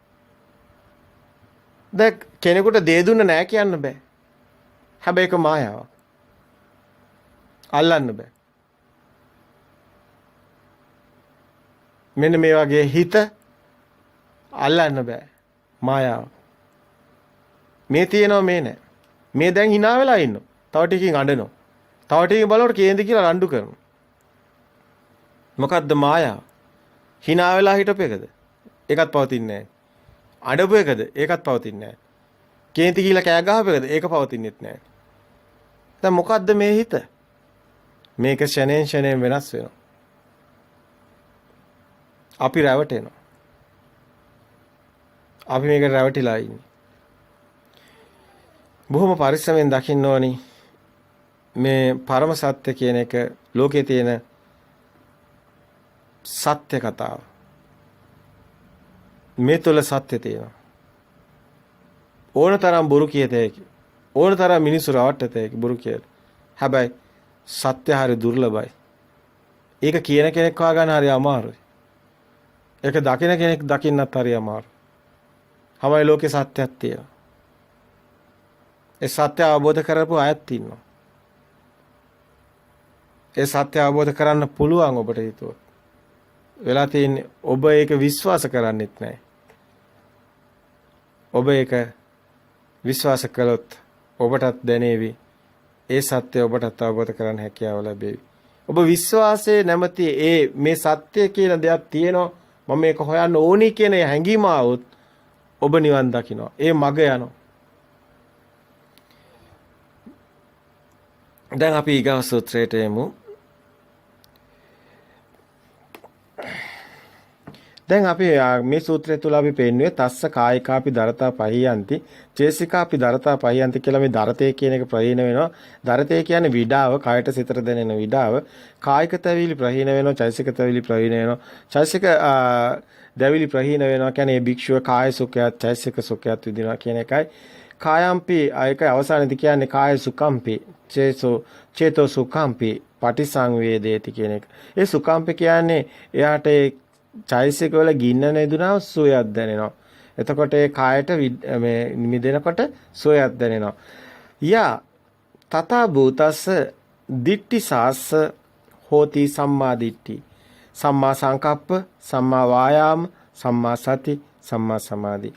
මෙබඳු ඒ හික්මෙන භික්ෂුවගේ යම් දෘෂ්ටියක් තිබෙනවා නම් ඒ සම්මා දිට්ඨියයි. ඒ කියන්නේ යතා භූතස්ස දිට්ඨි සාසස්ස හෝති සම්මා දිට්ඨි. සියලු දෘෂ්ටි වලින් මිදුණු තැනයි ඇත්තටම මේ සම්මා දිට්ඨිය තියෙන්නේ. යතා භූතේව දකින්න කෙනාටයි සම්මා දිට්ඨිය හම්බ වෙන්නේ. සම්මා සංකප්පය හම්බ වෙන්නේ සම්මා දිට්ඨිය තියෙන කෙනාටයි. සම්මා වායාම තියෙන්නේ. ඒ කියන්නේ මේක දැකලා සිතේ ඇත්ත දකින්න මේ වායාම තියෙන්නේ සම්මා වායාම හම්බ වෙන්නේ සම්මා දිට්ඨිය තියෙන කෙනාටයි. ඒ වායම් කරන්නේ සිතේ ඇත්ත දකින්න, සිතක් කියලා එකක් නැති බව දකින්න. ඒ සම්මා සතිය කියන්නේ සිතේ ඇත්ත දකින කෙනා, සිතෙන් මිදුණ කෙනා හැම දෙයකම ඒ සත්‍ය දකින සතියක් තියෙනවා. සිහිය පිහිටනවා. අන්න එයා සම්මා දිට්ඨිය දකින කෙනා. සම්මා දිට්ඨිය දකින කෙනාට ඒ සම්මා සමාධිය හම්බ වෙන්නේ. ඒ සම්මා සමාධිය කියන්නේ එන සිත දකිමින් මිදෙන තැන තියෙන සමාධි සෝයයි. ඒක අනිමිත්ත සමාධිය. ශුන්්‍යත අප්‍රණීත චේතෝ විමුක්තියයි මෙතන තියෙන්නේ. අනිමිත්ත ශුන්්‍යත අප්‍රණීත මේ ශුන්්‍යතාවයයි යට අවසානයේ හම්බ වෙන්නේ. එතන අප්‍රණීතයි ප්‍රණීත කියලා දේවල් නැහැ. එතන අනිමිත්තයි නිමිත්තක් යට දෙයක් කියලා එකක් හම්බ වෙන්නේත් නැහැ. සබා දහමක් පමණයි. මෙබඳු ඒ භික්ෂුවගේ හික්මෙන යම් දෘෂ්ටියක් තිබෙනවා නම් එය සම්මා දිට්ඨියයි. ආර්ය අෂ්ටාංග මාර්ගයේ සියලු මාංග ඒ හරහා වැටී තියෙනවා. ඊතුරු එලෙසම ලෝකෝත්තර නිවන් මඟ එයමයි. එනම් සම්මා සංකප්ප, සම්මා වායාම, සම්මා සති, සම්මා සමාධි. පුබ්බේවකෝ 50 කාය කම්මා, වචී කම්මා, ආජීවෝ සුපරිසුද්ධෝ හෝති. ප්‍රතිපදාවේ යෙදෙන භික්ෂුවගේ කතා කර කර වැරදි වැඩ කර කර යන්නේ නැහැ. කාය කර්ම, වාක් කර්ම, ආජීව කර්ම. කාය කර්ම, වාක් කර්ම, ආජීවය කලින්ම පිරිසිදු වෙලා ඉවරයි. පුබ්බේකෝ 50 කාය කම්මං, වචී කම්මං, ආජීවෝ සුපරිසුද්ධෝ හෝති කියන්නේ කියනකොටම ඔබට තේරෙනවා ඒතර කාය කම්ම වාචික කම්ම සේරම ආජීවය කියන්නේ ඔහුගේ වන ජීවිකාව සත්‍ය දකින්න එක වෙනවා. සත්‍ය දකින්න ජීවිකාව තමයි ඔහුගේ සම්මා ආජීවය බවට පත් වෙන්නේ. තස්ස ඒවං ඉමං ආරියං අට්ඨාංගිකං මග්ගං භාවයෝතෝ චත්තාරෝපී සතිපට්ඨානා භාවනා පරිපූර්ණං ගච්ඡanti තත චත්තාරෝපී ඉද්ධිපාදා භාවනා පරිපූර්ණං ගච්ඡanti පංචපි ඉන්ද්‍රයානි භාවනා පරිපූර්ණං ගච්ඡanti පංචපි බලානි භාවනා පරිපූර්ණං ගච්ඡanti සත්තති බොජ්ජංගා භාවනා පරිපූර්ණං ගච්ඡanti මේ වැඩිම තුලින් සත්‍තිස් බෝධිපාශික ධර්ම වැඩෙනවා. අපි ඔබට නිතරම කිව්වා සද්ධා කියන්නේ මේ සත්‍ය දකින්න එක හිතේ. විරිය කියන්නේ ඒක පෙන්වන ගන්න වීරිය. සතිය කියන්නේ ඒ සිතේ සත්‍ය දකින්න එක. සද්ධා වීරිය සත් සමාධිය කියන්නේ සත්‍ය දකින්න ස්වභාවයටමපත් වෙච්ච සමාධියයි. ඉතින් පංච ඉන්ද්‍රිය ධර්ම වැඩෙනවා. පංච බල ධර්ම වැඩෙනවා. ඒවා බලයේ බවට පත් වෙලා. નિરાයාසයෙන්ම පේන්න ගන්නවා සත්‍ය ලෝකයෙන් බවට පත් වෙනවා. අන්න ඒකේනා සති ධම්මවිජය විරිය සතේ කියන්නේ පේන එක ධම්මවිජය කියන්නේ ධර්මයේ පෙන්නන හිතට විරිය කියන්නේ වීරයක් ඇතුව කරන්නේ සති ධම්මවිජය විරිය පස්සද්ධිය කියන්නේ හිත සැහැල්ලු වෙනවා සිත මිදෙනවා සමාධිය කියන්නේ ඒකේන සමාධි සුවයක් සත්‍ය දකින්න සුවයක් සත්‍ය දකින්න සමාධියක් තියෙනවා අන්න සත්‍ය බොජ්ජංග වැඩෙනවා සති ධම්මවිජය විරිය පස්සද්ධි සමාධි උපේක්ඛාවට එනවා උපේක්ඛා සිත කියන්නේ ලෝභ, දේශ, මෝහ නැති, ඇලෙන්නේ ගැටෙන්නේ නැති, හොඳ නරක කියලා එහෙම කිසිම දෙයක් නැති උපේක්ඛාවයි. උපේක්ඛාව තුළ තියෙන්නේ හිස් ස්වභාවයයි. ඒ උපේක්ඛා සිත කියන්නේ සිතක් නැති තැනමයි උපේක්ඛාව. සිතින් මිදුණු තැන උපේක්ඛා සිතයි. සිත කියන එක ප්‍රවාහයක්. ගඟ කියන එක දෘෂ්ටියක් ප්‍රවාහයක්. වැස්ස කියන එක කොතනවත් අල්ලන්න බෑ වතුර යහුවේ දෘෂ්ටියක් ප්‍රවාහයක්. ඒ වගේ සිත කියන්නේ දෘෂ්ටියක්. එහෙම දෙයක් ලෝකේ නෑ. මායාව. තස්ස ඒවං ඉමං අරියං අට්ඨාංගිකං මග්ගං භාවයතෝ චත්තාරෝපි සතිපට්ඨාන භාවනා පරිපූර්ණං ගච්ඡanti චත්තාරෝපි ඉද්ධිපාදා භාවනා පරිපූර්ණං ගච්ඡanti පංචපි ඉන්ද්‍රයානි භාවනා පරිපූර්ණං ගච්ඡanti පංචපි බලානි භාවනා පරිපූර්ණං ගච්ඡanti සාන්ති බොජ්ජංගා භාවනා පරිපූර්ණං ගච්ඡanti මේ වැඩිම තුලින් සත්‍තිස් බෝධිපාශික ධර්ම වැඩෙනවා සතර ඉර්ධිපාද වැඩෙනවා සතර සතිපට්ඨානේ වැඩෙනවා කියන්නේ සතර සම්‍යක් ප්‍රධාන වීරිය වැඩෙනවා චන්දං ජනේති වායමිති විරියං ආරහති චිත්තං පග්ගඤ්ඤාති පජහති ඒ සිතත් ප්‍රඥාවත් වඩමින් පජහති ඒ සත්‍ය දකින කෙනා ඒ කැමැත්ත ඡන්දේ නිසා මේ සිතේ මිදෙන ඡන්දේ ඒ ඇතිවයි මේ කටයුතු සිද්ධ වෙන්නේ. ඒ සතර සම්‍යක් ප්‍රධාන වීර්ය නූපන් අකුසල් නූපදීම උපන් අකුසල් ප්‍රහීන කිරීම නූපන් කුසල් උපදවීම උපන් කුසල් වැඩි දියුණු කිරීම. මෙතන කියන්නේ සිතුවිලි කියන්නේ අකුසල්. ඒ සිතුවිලි වලින් මිදෙනවා. සිතුවිලි වලින් මිදුණු තැන කුසලය කියන්නේ සතියයි හම් වෙන්නේ. ඒ මොහොතට අවදිය කියන තැන ශුන්‍යතාවයයි සතිය කියන්නේ. සිතුවිලි නැති තැනයි ඒ කියන්නේ කුසලයේ තියෙන්නේ. අද බොහෝ අය කතා කරනවා කුසලයේ කියලා හොඳ දේ කරන එක, අකුසලයේ කියලා වැරදි දේ කරන එක. හැබැයි දෙකම අන්ත දෙකක්. සත්‍යම ඔබ දකිනවා නම් සිතුවිලිම අකුසලයයි. සිතුවිලි වලින් මිදුණු තැනයි සැබෑම කුසල සිත තියෙන්නේ. සතර සම්‍යක් ප්‍රදාන වීර්ය තුලින් සලායතන හික්මෙනවා. එලෙසම සතර ඉර්ධිපාද සම්පූර්ණ වෙනවා. පංච ඉන්ද්‍රිය ධර්ම, පංච බල ධර්ම සම්පූර්ණ වෙනවා. සප්ත බොජ්ජංග සම්පූර්ණ වෙනවා. තස්මේ දේව ධම්මා යුගන්දා වත්තන්ති. සමතෝච විපස්සනාච. එබඳු භික්ෂුවගේ සමතයත් විපස්සනායත් දෙකම යුගන්ද වශයෙන් වැඩෙනවා. ඇත්තටම සිහිය හිතට පිහිටවනවා කියන්නේ සමතයයි. ඒ සමතේ තමයි එනේන සිත සිහිය පිහිටවල බලන්න ඕනේ. ඒ කෙනාගේ විපස්සනා කියන්නේ සිත එනේන සිත දකිමින් මිදෙන තන විපස්සනා. මෙතන සිහියත් ඕනි නුවණත් ඕනි. සමතයත් ඕනි විපස්සනාත් ඕනි. හැබැයි මේ අවසානයේදී තමයි ඔබට මේ අනාගාමී දර්ශන සත්‍ය දකින්න කෙනා සිතේ ප්‍රතිපදාවට මාර්ගයේ තියෙන කෙනා මාර්ගයේ උපදින්නේ නාම රූප දෙකෙන් මිදුණු තැන සිතවිලි වලින් මිදුණු තැන ශුන්‍යතාවයේ තුල ඒ සිතේ සත්‍ය දකින්න තැන ඥානයේ තුලයි මේ කියන කතාව භාවනාව කියන තැන බුදුන් වහන්සේ සබ්බවස සූත්‍රයේ දස්සනා පහතබ්බා පරිවර්ජනා පහතබ්බා විනෝදනා පහතබ්බා පටිසේවනා පහතබ්බා සංවරා පහතබ්බා අවසානයේදී පෙන්වන්නේ භාවනා පහතබ්බා. අපි භාවනා කරන්නේ එහෙමනම් අනාගාමී වුණාටත් පස්සේ වෙනවා. ඒක තමයි ගැඹුරුම තැන විමෝචන චිත්තං කියන තැන භාවනාව කියන තැන. නමුත් අපි දකිනවා මේ සතර ඉරියව්වෙම කරන භාවනාවක් තමයි භාවනාව කියන සම්මුතිය තුළ අද කතා කරන වේදේ තුළ තියෙන ප්‍රාණායාම නෙමෙයි අපි කතා කරන්න ඕනේ. අපි කතා කරන්න ඕනේ දර්ශන සමාපත්තිය සෝවාන් සකදාගාමි අනාගාමි මේ මාර්ග තුල අවසානයේ තියෙන භාවනාවක් තියෙනවා. ඒක තුල හික්මීමක් තියෙනවා. ඒක තුල මේ කෙනෙක් පුජ්‍යලයක් නැති තැන ඥාන අවදි වෙන තැන අභිඥා තියෙන තැන මේ භාවනාවක් තියෙනවා. හැබැයි සතර ඉරියව්වෙම භාවනාව දිගින් දිගටම අවස්ථානුකූලව ගැළපීම භාවනාවක්ම තමයි. සිත දකිමින් මිදෙන යන තැන සතර ඉරියව්වෙම භාවනාවක් තියෙනවා. එබඳු ඒ භික්ෂුවගේ සමතයත් විපස්සනාව දෙකම යුගන්ධන් වශයෙන් වැඩෙනවා කියන්නේ ওই සිත දකින්න තැන යුගන්ධන් විපස්සනාවක් තියෙනවා.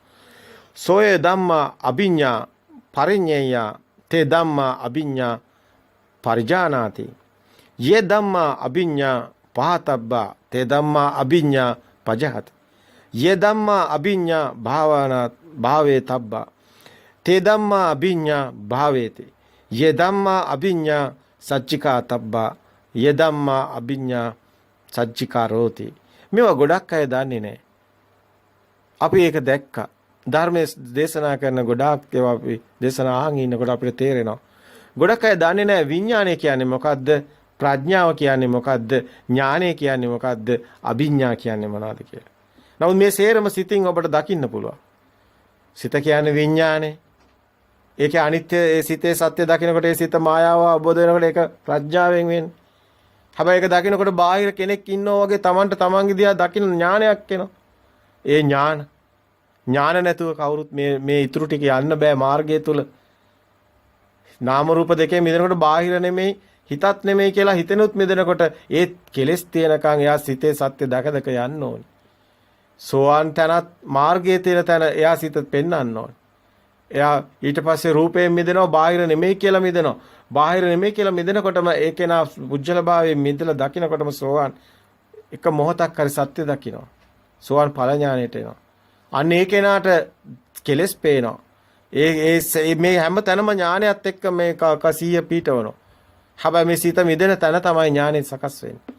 හැබැයි මේ ඥානෙ සකස් වෙනකොට මේ කෙනා බාහිර සිත දකිනකොට බාහිර නෙමේ ඇතුලේ කියලා සිතනවා, පේනවා නෙමේ හිතනවා කියලා.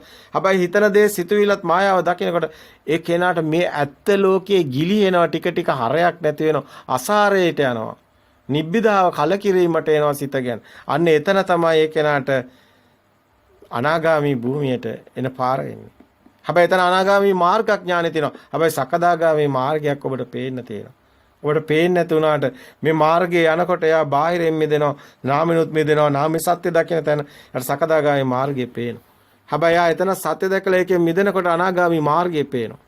හැබැයි මෙතන හැම තැනකදීම මේ සික්ඛා එක උප්පද්දති සික්ඛා එක නිරුද්ධති කියන මේ ක්‍රමයකට යන්නේ. අනුපුබ්බ සික්ඛා අනුපුබ්බ කිරියා අනුපුබ්බ ප්‍රතිපදා. ඒ වගේම මේකේ අනුපූර්ව සික්ඛාවක් තියෙනවා. අනුපූර්ව ප්‍රතිපදාවක් තියෙනවා. සෝවාන් වෙන මාර්ග ඥාණයට කරන දේ ප්‍රතිපදාව ඇත්තටම ඒ ප්‍රතිපදාවම ඒ විදිහට ස්කන්ධය උදය දැකීම වුණාට මේක ප්‍රායෝගිකව දකිනකොට ඒකේ ඔබට වෙනස දැනේ ඥාණයට. අනාගාමී මාර්ග ඥානයේදී වෙනසක් තියෙනවා. ඥාණයට ඒක දැනෙන්නේ. අතන තියෙන තත්ත්වෙ නෙමෙයි මෙතන ඊට වැඩි දියුණු තරක් තියෙනවා. මේකත් මිදෙනකොට එයාට දැනෙනවා මේ හිත මිදි යනවා. ගැලවෙන ස්වභාවය ඔහුට දැනෙනවා ඥාණයට. හැබැයි මාන්නය තියෙනවා මම දැන් මිදෙනවා කියන මාන්නය. ඔය ඔක්කොම මාන්නයත් එක්ක තමයි මේ යන්නේ මේ ගනුදෙනුව. මේ ගනුදෙනුව උද්දච්ච මාන්නයත් එක්ක යනවා අවසානයේ කොටසෙදී ඔබට දකින්න ලැබෙයි. එතන නිවන් මගට එනවනම් රහත් භාවයට එනවනම් අනාගාමී භූමිය පහු කරනවා ඔබට දකින්න ලැබෙයි මොනවද මේ කියන මාන්නය උද්දච්ච අවිද්‍යාව කියන්නේ. තණ්හා මාන දිට්ඨිය හොඳට පේන්න තියෙනවා. ඒ ආයේ ඥාන සකස් වුණාම හොඳටම පේනවා. තමන්ගේ මේවා පේනවා. අනුන්ගේවත් පේනවා. පරිච්ඡ විඥාන ඥානෙත් තියෙනවා. තමන්ගේ ඥානෙත් තියෙනවා. පුබ්බේ ඥාන ඥානෙත් තියෙනවා. ඒත් එක්කම ඒ කෙනාට එතන ආසවක්ඛ්‍යා ඥානෙ මෙයාට පහළ වෙනවා.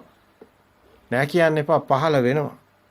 ඥාන හරහා තමයි අවසානයේ මේ ගමන යන්නේ. ඒක නිසා තමයි මේ සලායතන සූත්‍රයේ ගොඩක් අය මේ අවසාන ටික ඇයි දේශනා කරන්නේ නැත්තේ. තේරෙන්නේ නැති නිසා. මේ ඥාන ඊටාම වැදගත්. මේ ඥාන තියෙන අයට තමයි නිවන් මඟ හම්බ වෙන්නේ. සෝය ධම්මා අභිඤ්ඤා පරිඤ්ඤා කියන්නේ එබඳු ඒ භික්ෂුව යම් ධර්මයක් තිබෙනවා නම් අභිඥාවෙන් දත යුතු එය දැනගනි. මේක මේ උදේ කතාවක්වත් මේ සූත්‍රයක්වත් මොකක්වත් නෙමෙයි. තමන්ගේ හිතේ ප්‍රත්‍යක්ෂතාවයේ තුල තමන්ට දැනෙන එකක්. ඥානෙ තමන්ට දැනෙනවා. එබඳු ඒ භික්ෂුව යම් ධර්මයක් තිබෙනවා නම් අභිඥාවෙන් දත යුතු ඒ දැනගනි. හැබැයි තමන්ගේ සිත බාහිරේ ඉඳන් දකින්න වගේ ඥානයක් තමන්ට වෙන්නේ මොකද්ද කියලා තමන්ට ඥානෙකිනුයි දැනෙන්නේ. එතනිනුයි ඵල ඥාන සකස් වෙන්නේ. ඒ තාක් ඵල ඥානෙ තමන්ට නැත්තම් තමන් දන්නේ නැහැ මොකද්ද වෙන්නේ. එහෙම වෙන්නේ නැහැ මේ ගමන. මේ ගමන අනිවාර්යයෙන් මෙයාට ඥානෙ සකස් වෙනවා. සිත දැකලා මිදි මිදි යන්න ඔබට ඥාන සකස් වෙන ඔබට දැනේවි. ඔබ බය නැතුව මේ ප්‍රතිපදාවට එන්න. අපි අප වෙනවා ඔබට. ඔබ අනිවාර්යයෙන්ම නිවන් දකින්න. ඔබ අනිවාර්යයෙන්ම සෝවන් මාර්ගයට එනවා. ඔබ අනිවාර්යයෙන් මේ ආත්මෙදිම මේ සසර දුකෙන් මිදෙනවා. ඔබ දිව්‍ය ලෝකයට යන්නේ මැරලා නෙමෙයි ජීවත් වෙනකොටම. ඔබ බ්‍රහ්ම ලෝකයට යන්නේ මැරලා නෙමෙයි ජීවත් වෙනකොටම මේ සිත තුළ. ඔබ සුද්ධාත්මේ බවට පත් වෙන්නේ මැරලා නෙමෙයි මේ ජීවත් වෙනකොටම. ඔබ සුද්ධාවාසවල උපදින්න අවශ්‍ය නැහැ. ඒ සියල්ල සිද්ධ වෙනවා. ඔබ ලෞතුරු සෝයටපත් වෙන්නේ මැරලා නෙමෙයි මේ මොහොතේමයි. යමෙක් මේ ධර්මයේ මේ මොහොතේම තමන්ගේ හිතෙන් ප්‍රත්‍යක්ෂ කරගුණා නම් තමන්ටම දැනේවි තමන් කොතනද ඉන්නේ කියලා. කෙනා නැති වෙනකොට තමන්ට දැනේවි. විඳින සෝයේ සුඛේ ඒතං සාන්තං ඒතං ප්‍රණීතං. එවැනි ප්‍රණීත සෝයක් මේ ලෝකේ කොහෙවත් නැහැ. ඔබ බඩු බුට්ටුවකින් මොන දේ ලැබුවත් ඔබට දැනේවි එදාට කවදාවත් මෙච්චර සෝයක් මට දැනෙලා නැහැ කියලා. ඔබට දැනේවි ඔබ මිදෙන තැනම තියෙන සෝය මොකක්ද කියන එක. ඔබට මේ දෙයකට ඇවිල්ලා තියෙන ගින්දර වලින් මිදෙනකොට තියෙන සෝයක් ගැන මේ කතා කරන්නේ. ඒ සෝය පුජ්‍යලයකට දැනෙන එකක් නෙමෙයි. ඒක ඥානයකට දැනෙන. ඒ සබදාමේ ඔබට දැනුණත් සේරම ප්‍රශ්න සේරම මොන හරි තිබිලා ඉවර වුණා සහැල්ලුවක් දැනෙනවනේ. අපි හිතමු ඔබ මොකක් හරි ගයක් හදන ගියා හදලා ඉවර නම් ඔබට සහැල්ලුවක් දැනෙනවනේ. ඒ සියල්ලේ මිදුණාම එන සහැල්ලුව තමයි සෝය. ඔබ වාහනයක් ගන්න උත්සාහ කරන ඔබ වාහනේ අරන් ඉවර නම් ඔබට සහැල්ලුවක් දැනෙනවනේ. ඒ හිතේ ඒ ආතතිය තමයි ඒක තිබුණු සිතුවිල්ල මිදුණ එකයි සහැල්ලුව. ඔබට තේරුම් නැතුණාට වාහනයෙන් ගත්ත නිසා නෙමෙයි ඔබට සෝය දැනෙන්නේ. වාහනේ කියන සිතුවිල්ලෙන් ඔබ මිදෙනවා ගත්තට පස්සේ ඒක එතන ඉවරයි. විභාගයක් පාස් කරාට පස්සේ ඔබට සෝයක් දැනෙනනේ. ඒ විභාගේ දින්න නිසා නෙමෙයි. ඒ විභාගේ ඉවරයි කියන ඔබේ සිතෙන් ඒක අස් වෙනවා. සිතුවිල්ල බරයි, දරතයි, ගින්නක්. හැබැයි සිතුවිල්ල මිදුණු තැන ඔබට සෝයක් තියෙනවා. ඔය හැම තැනම සෝයක් තියෙනවා ඔබට. යමක් අල්ලගත්තද විභාගයක්ද, ඉගෙනීමක්ද, ජොබ් එකක්ද, ව්‍යාපාරයක්ද මොකක් හරි දෙයක් ඔබ අල්ලගත්තත් ගින්නක්.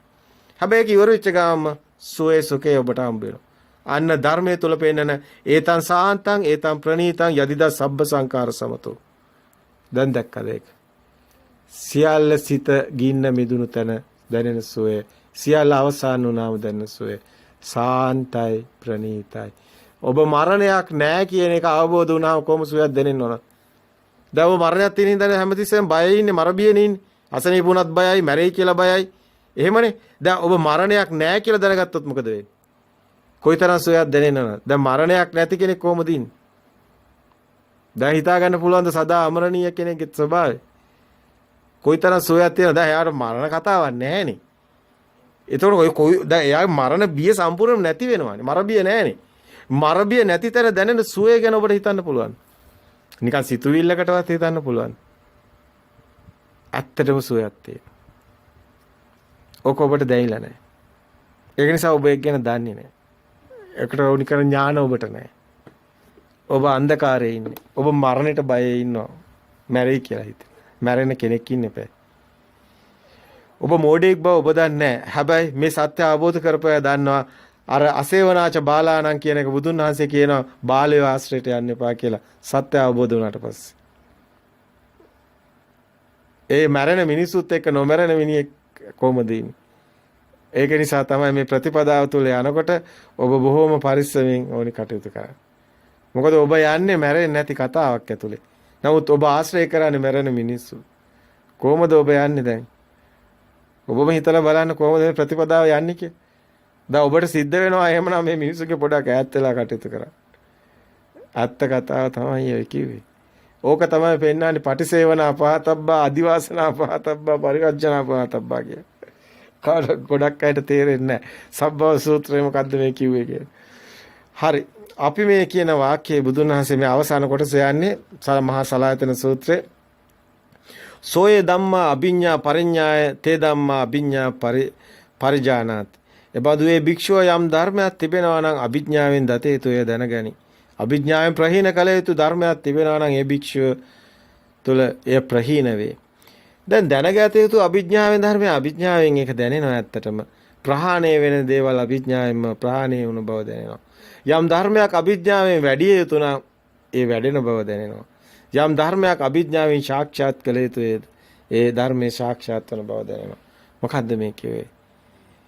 සෝ ය ධම්මා අභිඥා පරිඤ්ඤය තේ ධම්මා අභිඥා පරජානාති. ය ධම්මා අභිඥා පහතබ්බා තේ ධම්මා අභිඥා පජාති. ය ධම්මා අභිඥා භාව තේ තබ්බා යේ තේ ධම්මා අභිඥා භාවේති. යේ ධම්මා අභිඥා සච්චිකා තබ්බා තේ ධම්මා අභිඥා සත්‍ති කරෝති. දැන් මොනවාද මේ කියන අභිඥාවෙන් ප්‍රහාණය කරන ඒවා? අභිඥාවෙන් ප්‍රහාණය දැනෙන ඒවා. මේ දැනෙන එක තමයි ඥානයේ තුල තියෙන්නේ. ඒතකොට අභිඥාවෙන් පිරිසිදු දත යුතු ධර්මයේ මොනවාද? පංච උපාදානස්කන්ධයන්ගේ හට ගැනීමයි නිරුද්ධ වීමයි. අභිඥාවෙන් පිරිසිදු දත යුතු ධර්මය. අභිඥාවෙන් ප්‍රහාණය මොනවාද ප්‍රහාණය වෙන්නේ? මේකෙන් ආශ්‍රව කෙලෙස් තණ්හාව අවිද්‍යාව ප්‍රහාණය වෙනවා. මේ ප්‍රතිපදාව යමෙක් පුරනවා නම් සිත දකිනවා නම් සිතේ සත්‍ය දකිනවා නම් පේනවනේ මේ හිතනවා කියලා දකිනවා නම් හිතත් මායාවක් කියලා දකිනවා නම් මායාවේ තුල කිසි දෙයක් නැහැ ශුන්‍යත්වයේ දකිනවා නම් ඒ ප්‍රතිපදාව තුල එනේන සිත දකිමින් මිදෙනවා නම් යාට ඒක ප්‍රත්‍යක්ෂ වෙනවා නම් අන්නේ කෙනාට තණ්හාව නැති වෙනවා. ආශ්‍රව කෙලෙස් ෂය වෙලා යනවා. අවිද්‍යාව නොදන්නකම මේ ලෝකයේ ඔහු සියල්ල අවබෝධ කරගත් සත්‍ය අවබෝධ කරගත්ත කෙනෙක් වෙනවා.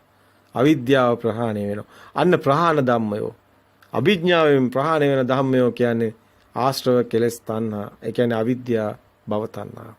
භවයක් කියලා කතාවක් නැහැ. මරණයක් කියලා කතාවක් නැහැ. උපතක් කියලා කතාවක් නැහැ. මෙතන මේ ෂණේම සියල්ල ඇති වෙනව නැති වෙනව. ඒ නිසා අවිද්‍යාව භව තණ්හා කියන එක අභිඥා ප්‍රහාණය සිද්ධ වෙනවා අභිඥාවෙන්. අභිඥා ඥානෙ සකස් වෙනවා කියන්නේ ලොකු කතාවක් කිව්ව අපි ඒකයි.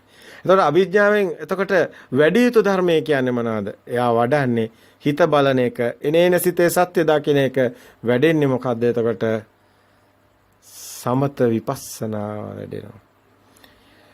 ඉතින් ඒ කෙනා එතකොට සාක්ෂාත් වෙන්නේ මොනවද? ඒ කෙනාට විඥා විමුක්ති ප්‍රත්‍යක්ෂ වෙනවා. ඒ කියන්නේ අරහත් ඵල සියල්ලම මිදුණා කියන එක. අරහත් ඵල ඥානේ එහෙම නැත්නම් අරහත් ඵල විමුක්තිය එහෙම නැත්නම් රහත් භාවය. සියල්ල රහ නැති වුණා. අනේ කෙනා හිස් බැල්මකින් ලෝකෙ බලන. මුකුත් එයාට හම්බෙන්නේ නැහැ. එයා බලන් ඉන්න බැල්ම තුල එයාට කිසි දෙයක් නැහැ. එයාට අඹ ගහක්වත්, ඔය කියන කොස් ගහක්වත්, පොල් ගහක්වත්, එහෙම නැත්නම් එයාට ගියක්වත්, දරුවෙක්වත්, ළමයෙක්වත්, ඉරක්වත්, හඳක්වත් අන්න අතිබික්කවේ තදායතන අන්න බුදුන් වහන්සේ කියන ප්‍රථම නිබ්බාන සූත්‍රය තුල ඉර හඳ කියලා දෙයක් නැහැ. කියනවා එහෙමක් නැහැ, යෑමක් නැහැ, චුත වීමක් නැහැ, උප්පත්තියක් නැහැ, මරණයක් නැහැ. ප්‍රථම නිබ්බාන සූත්‍රයේ කියන අතිබික්කවේ තදායතන යත් නේව පටවින ආපෝ න තේජෝ න වායෝ න ආකාශ න විඥාන න අකිඤ්ඤායතන න සංඥා න සංඥායතන මේ නායන් ලෝකෝ න පරලෝකෝ න ගති න ත්‍රිති න චුති න අපපති න අපවතන න අනාරම්මන න උපති න ඒසා දුක්ඛසාති දුකෙන් මිදෙන මග එයයි මහණෙනි කියලා බුදුන් වහන්සේ ප්‍රථම නිබ්බාන සූත්‍රය තුළ දේශනා කරන්නේ එකම කාරණයයි.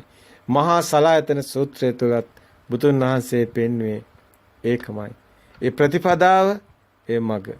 අපි කතා කරන්නේ ඔබට අන්නේ ප්‍රතිපදාවට එන්න. ඒ ප්‍රතිපදාව අපි දකිනවා භික්ෂුන් වහන්සේලා අද දේශනා කරන ධර්ම දේශනාවල පටලවාගෙන තියෙන බව. පැටලිටික ලියා ගන්න. ප්‍රත්‍යක්ෂ කරගන්න ධර්මයේ. ඔබ රහත් වෙලා නැත්තම් ඔබ රහත් භාවයට ඇවිල්ලා නැත්තම් මාර්ගයට හරියෙන්න. ප්‍රතිපදාවට ආව කියන්නේ මාර්ගයට එනවා. අනිවාර්ය ඔබට වැඩි මේ කොහෙවත් මේ මුකුත් වැඩි ඒවා ලොකු ඒවා හිතන්න එපා. මේ දැන් ඔබ හිත දකින්න එච්චරයි. මේ දැන් ඔබේ සිත දකින්න. අපි අධිරෙන් අධිර ඔබට පෙන්වන්න. අපි පළවෙනි එකේ ඉඳලා හිත දකින්න විදිය, හිත බලන හැටි, හිත මිදෙන හැටි ඔක්කොම පෙන්වන්න. ඔබ නිවන් දකින්නවා. ඔබ නිවන් දකින්නේ මැරලා නෙමෙයි මේ මොහොතේ අපි ඔබට අප වෙනවා. අපිට ප්‍රත්‍යක්ෂයි. ඔබටත් ප්‍රත්‍යක්ෂ වේවි මේ දහම. ඔබ නිවන් දකින්නවාමයි. අපි මේක අවබෝධ කර ගන්නකොටම අපිටත් බුදුන් වහන්සේ එදා ගත්ත ඒ දේම අපිටත් ආවා. මේක කොහොමද කාටවත් කියන්නේ කියලා. මේ Tamanට ප්‍රත්‍යක්ෂ වුණු දෙයක් තියෙනවා. ඒ දේ කොහොමද කාටවත් කියන්න බෑ. ඇයි? කවුද කැමති වෙන්නේ Taman ජීවත් වෙලා ඉන්නකොටම Tamanගේ හිතේ ඇත්ත දැකලා මිදෙන්න? මේක මේ ආත්මීය විදින ලෝකෙට නිස්සරණේ හුරු නැහැ. මේගොල්ලෝ රැස් කරන්නයි පුරුදු වෙලා තියෙන්නේ. මේගොල්ලෝ නිවන් දකින්න කියලාත් හදන්නේ පින් කරන්න හරි මොකක් කර රැස් කරන්න. මේගොල්ලෝ රැස් කළා නිවන් දකින්නේ නැහැ කවුරුත්. ඒක තමයි මේ ධර්මයේ තියෙන රහස. නිස්සරණ මග මොකද්ද? අනුසෝතේ මොකද්ද? පටිසෝතේ මොකද්ද කියන්නේ. මෙතනින්ම බේර ගන්න බැරුව ඉන්නවා හැමෝම. කවදාවත් රැස් කළා නිවන් දකින්න බෑ. රැස් කරනවා නම් ඒක ධර්ම මාර්ගයේ තුල පිරිසිදුවට දකින්න අස්කරන මගක් නිවන් මග. නිස්සරණයක් තියෙන නිවන් මග. ඔබේ සිත හැමතිස්සෙම අස් කරන්න ඕනේ එන දේවල්. එන දේවල් හැමතිස්සෙම ඔබ කානුව සුද්ධ කරනවා වගේ සිත සුද්ධ කරන්න ඕනේ. සිත සුද්ධ කර ගියොත් ඔබේ සිත සුද්ධ වෙයි ගිය දවසට නිවන් දකිනවා. දැන් කියන්නේ ඔබ රැස් කරලා කොහොමද නිවන් දකින්නේ කියලා? දැන් ප්‍රතිපදාව අඳුන ගන්න. මේක දේශනා කරන්න අමාරුයි ඇත්තටම. අතර මේක මිනිස්සුන්ට දරා ගන්න අමාරුයි. බුදුන් වහන්සේ ඒක නිසා බුදුන් වහන්සේ විවිධ උපක්‍රම පාවිච්චි කරනවා විවිධ විදියට අනිත් ආගම්වල තියෙන ඒ දෘෂ්ටිගත ඒවා ආගම්වල ඒවා කෑලි සමහරලාට ඒවම කතා කරනවා. සමහර අය රැවටිලා ඉන්න ඒවා තමයි ධර්මයේ කියලා. ඒක නිසාද ගොඩක් අය ඒවා තමයි කියවන්නේ. නමුත් ඒගොල්ලෝ රැවටිලා තියෙන බව ඒගොල්ලන්ට වුණ තේරෙන කාරණාවයි. ධර්මයේ වලිගෙන් අල්ලගත්තොත් සර්පයා දෂ්ට කරන ඔළුවට ඔබ යන්නේ නිරේටමයි. නැත්තම් 84000ක් වේර විහාර හදපු අශෝක අධිරාජ්‍ය කොයිතරම් දේවල් රැස් කරාද? එහෙනම් නිවන් දකින්න එපේ. අශෝක අධිරාජ්‍ය 84000ක් වේර විහාර හදලා නිරේට ගියා නම් සතර පායට වැටුණා. ඔබට එහෙම නොවේද? දානි දුන්නට ඔය එක දේවල් කරාට පරිස්සම් වෙන්න. බුදුන් වහන්සේ අගය කරන්නේ මොහොතක් හරි ධම්ම දානං සබ්බ දානං ජිනා ධර්මයේ ධම්මා විනා නත්ති පිචාතවා ධර්මයේ විනා මයද්ද පියද්ද නැත. මේ ලෝකේ ධර්මතාවයමයි සත්‍ය වෙන කිසිවක් නැහැ. ඒ සත්‍ය ධර්මතාවය නොදන්න තාක් ඔබ ඉන්නේ අවිද්‍යාව ඝන අඳුරෙමයි. සෝ ධම්මං පස්සති සෝමං පස්සති ධර්මයේ දකින්නා මාව දකි කිව්වේ ඒකයි. ඒ කියන්නේ බුදුන් කියලා කෙනෙක් එළියේ කොහෙවත් නැහැ. හැබැයි ධර්මයේ දැක්කොත් ඔබට පෙනේ බුදුන් මේ මොහොතේ ඔබේ සිත තුලමයි ඉන්නේ. බුද්ධ කියන්නේ මේ සිත මිදුණු තැන බුද්ධ. දැන් බුද්ධ ඉන්නේ මැරිලාද? නෑ. බුද්ධ ජීවමානයි. කොහෙද? ඔය සිතේ මේ මොහොතේත් බුද්ධ ඉන්නවා. දැන් ඔබට දකින්න පුළුවන්. ඔබට දැක ගන්න සුකර නැහැ, පහසු නැහැ. ඒකට ධර්මයේ දකින්න ඕනේ. බුදුන් දකින්න තියෙන එකම එක ක්‍රමයයි සෝ ධම්මං පස්සති ධර්මයේ දකින්න.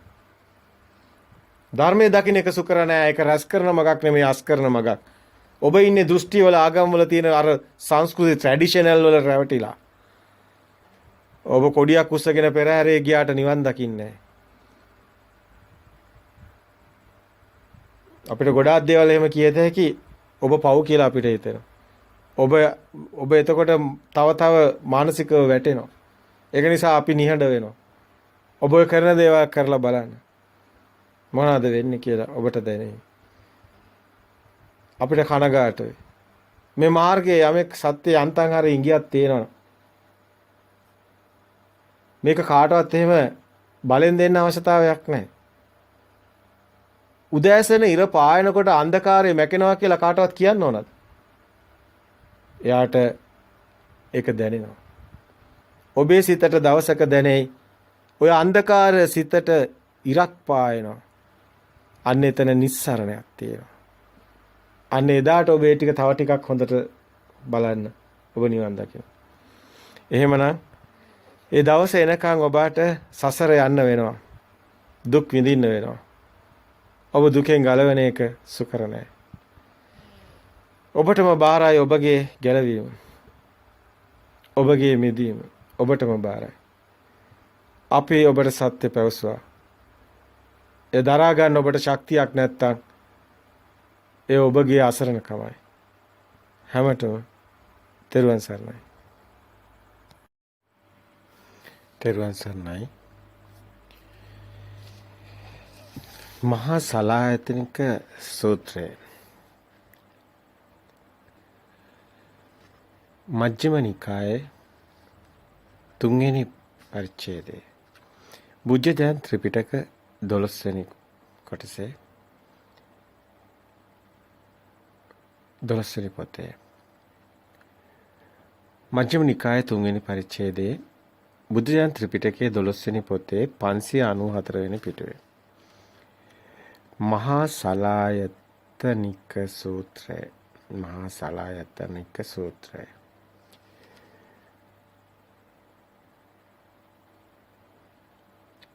මේක අපේ කෙලින්ම ඒ නිවන් මාර්ගට අනුගත සූත්‍ර දේශනාවට යමු.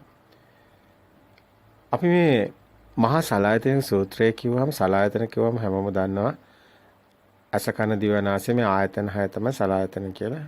එතනදී හැමෝම දන්න කාරණයක්. නමුත් අපි මේ දක්වා පැහැදිලි කරපු කාරණා ඔබ හොඳින් බලන්න. විශේෂයෙන්ම ප්‍රතිපදාව තුළ ප්‍රායෝගික නිවන් මාර්ගට ඒ ප්‍රතිපදාව මේ නිවන් මාර්ග ප්‍රතිපදාව අපි කියනවා ඒකායන මග්ගෝ කියලා. එකම මගයි මහණෙනි නිවන් මාර්ගට කියලා බුදුන් වහන්සේ දේශනා කරපු විදිහටම අද සමාජය තුළ මේ නිවන් මාර්ග කටයුතු කරන ඒ භික්ෂුන් වහන්සේලා අතර නිවන් මාර්ගට කටයුතු කරන යෝගාවචරයි විදිහට නිවන් මාර්ගට යොමු වෙලා ඉන්න නිවන් දැකීමේ අදිෂ්ඨානෙන් වීරයෙන් කටයුතු කරන ඒ ඇත්තටම මේ උතුම් මුනිවරු කියන්න ඕනේ හැමෝම ගිහි භික්ෂු භික්ෂුණී උපාසක උපාසිකා කියන සිව්වණක් පිරිසටම නිවන් මාර්ගට කටයුතු කරන නිවන් දැකීමේ අරමුණින් වෙහෙසින් වීරයෙන් කටයුතු කරන එයාට වචනයක් කියන්න ඕනේ. ඇත්තටම නිවන් මඟ ප්‍රතිපදාව කුමක්ද? අපි හැමෝම අපිට ඕනි කියන ආකාරයට ප්‍රතිපදාව සකස් කරගත්තා කියලා නිවන් දකින්න ලැබෙන්නේ නැහැ. අපේ ප්‍රතිපදාව නිවැරදි විය යුතුයි. ඒ බුදුන් වහන්සේ දේශනා කරපු ප්‍රතිපදාවම විය යුතුයි. අපිට ආරෂ්ඨාංග මාර්ගයේ ඕනම එක එක්කෙනා අපි දකින විවිධාකාර විදිහට විග්‍රහ කරනවා. ලෞකික භූමියේ කියලා විග්‍රහ කරනවා. ලෝකෝත්තර භූමියේ කියලා ආරෂ්ඨාංග මාර්ගයේම විවිධාකාර ආකාරයට මේක පැහැදිලි කරනවා. නමුත් සතර අතිපට්ඨානයත් විවිධාකාර ස්වරූපයෙන් අපි දකින්න පැහැදිලි කරනවා. අපි කියන්න කැමති තම තමන්ගේ දෘෂ්ටි කෝණයෙන් බලලා මේ කාරණා පැහැදිලි කරන එක සුදුසු නෑ. පොතේ තිබුණා කියලා පොතේ දෘෂ්ටි කෝණයක් තියෙන්න පුළුවන්. විශේෂයෙන්ම සූත්‍ර දේශනාවට අනුගතව තියෙන සිංහල පරිවර්තන හරි පරිස්සම් වෙන්න ඕනේ. අපි කියන්නේ මේව එකක්වත් එපා කියලාවත් ප්‍රතික්ෂේප කරන්න කියලාවත් බැහැර කරන්නවත් මේක තමයි හරි කියන එකවත් නෙමෙයි.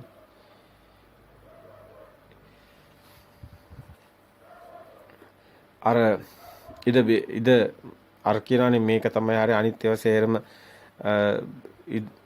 අර මොගපඤ්ඤය කියලා එහෙම කියනවනේ මේක තමයි හරි අනිත්‍ය වශයෙන්ම වැරදි කියලා. ඒක අපි කියන්නේ නැහැ. අපි කියන්නේ එකම එක කාරණේ. අපි බොහෝ ආකාරයට මේ නිවන් මාර්ග කටයුතු කරපු අය. ඇත්තටම අපි ආනාපාන සතිය වඩමින් අපි සති භාවනාවේ යෙදෙමින් අපි හුස්ම ඒකාග්‍ර කරමින් නිවන් මාර්ගට උත්සාහ කරා. ඒ ප්‍රතිපදාවක් කරගෙන අපි කටයුතු කරා. භාවනාව. විශේෂයෙන්ම භාවනාව කියන්නේ අද සමාජගත වෙලා තියෙන භාවනාව. ඒ කියන්නේ වේදේ තුළ තියෙන ප්‍රාණායාම වගේ දෙයක් නේ තියෙන්නේ. ඒක විපස්සනාව කියලා නිවන් මාර්ගට අනුගතව පැහැදිලි කරනවා.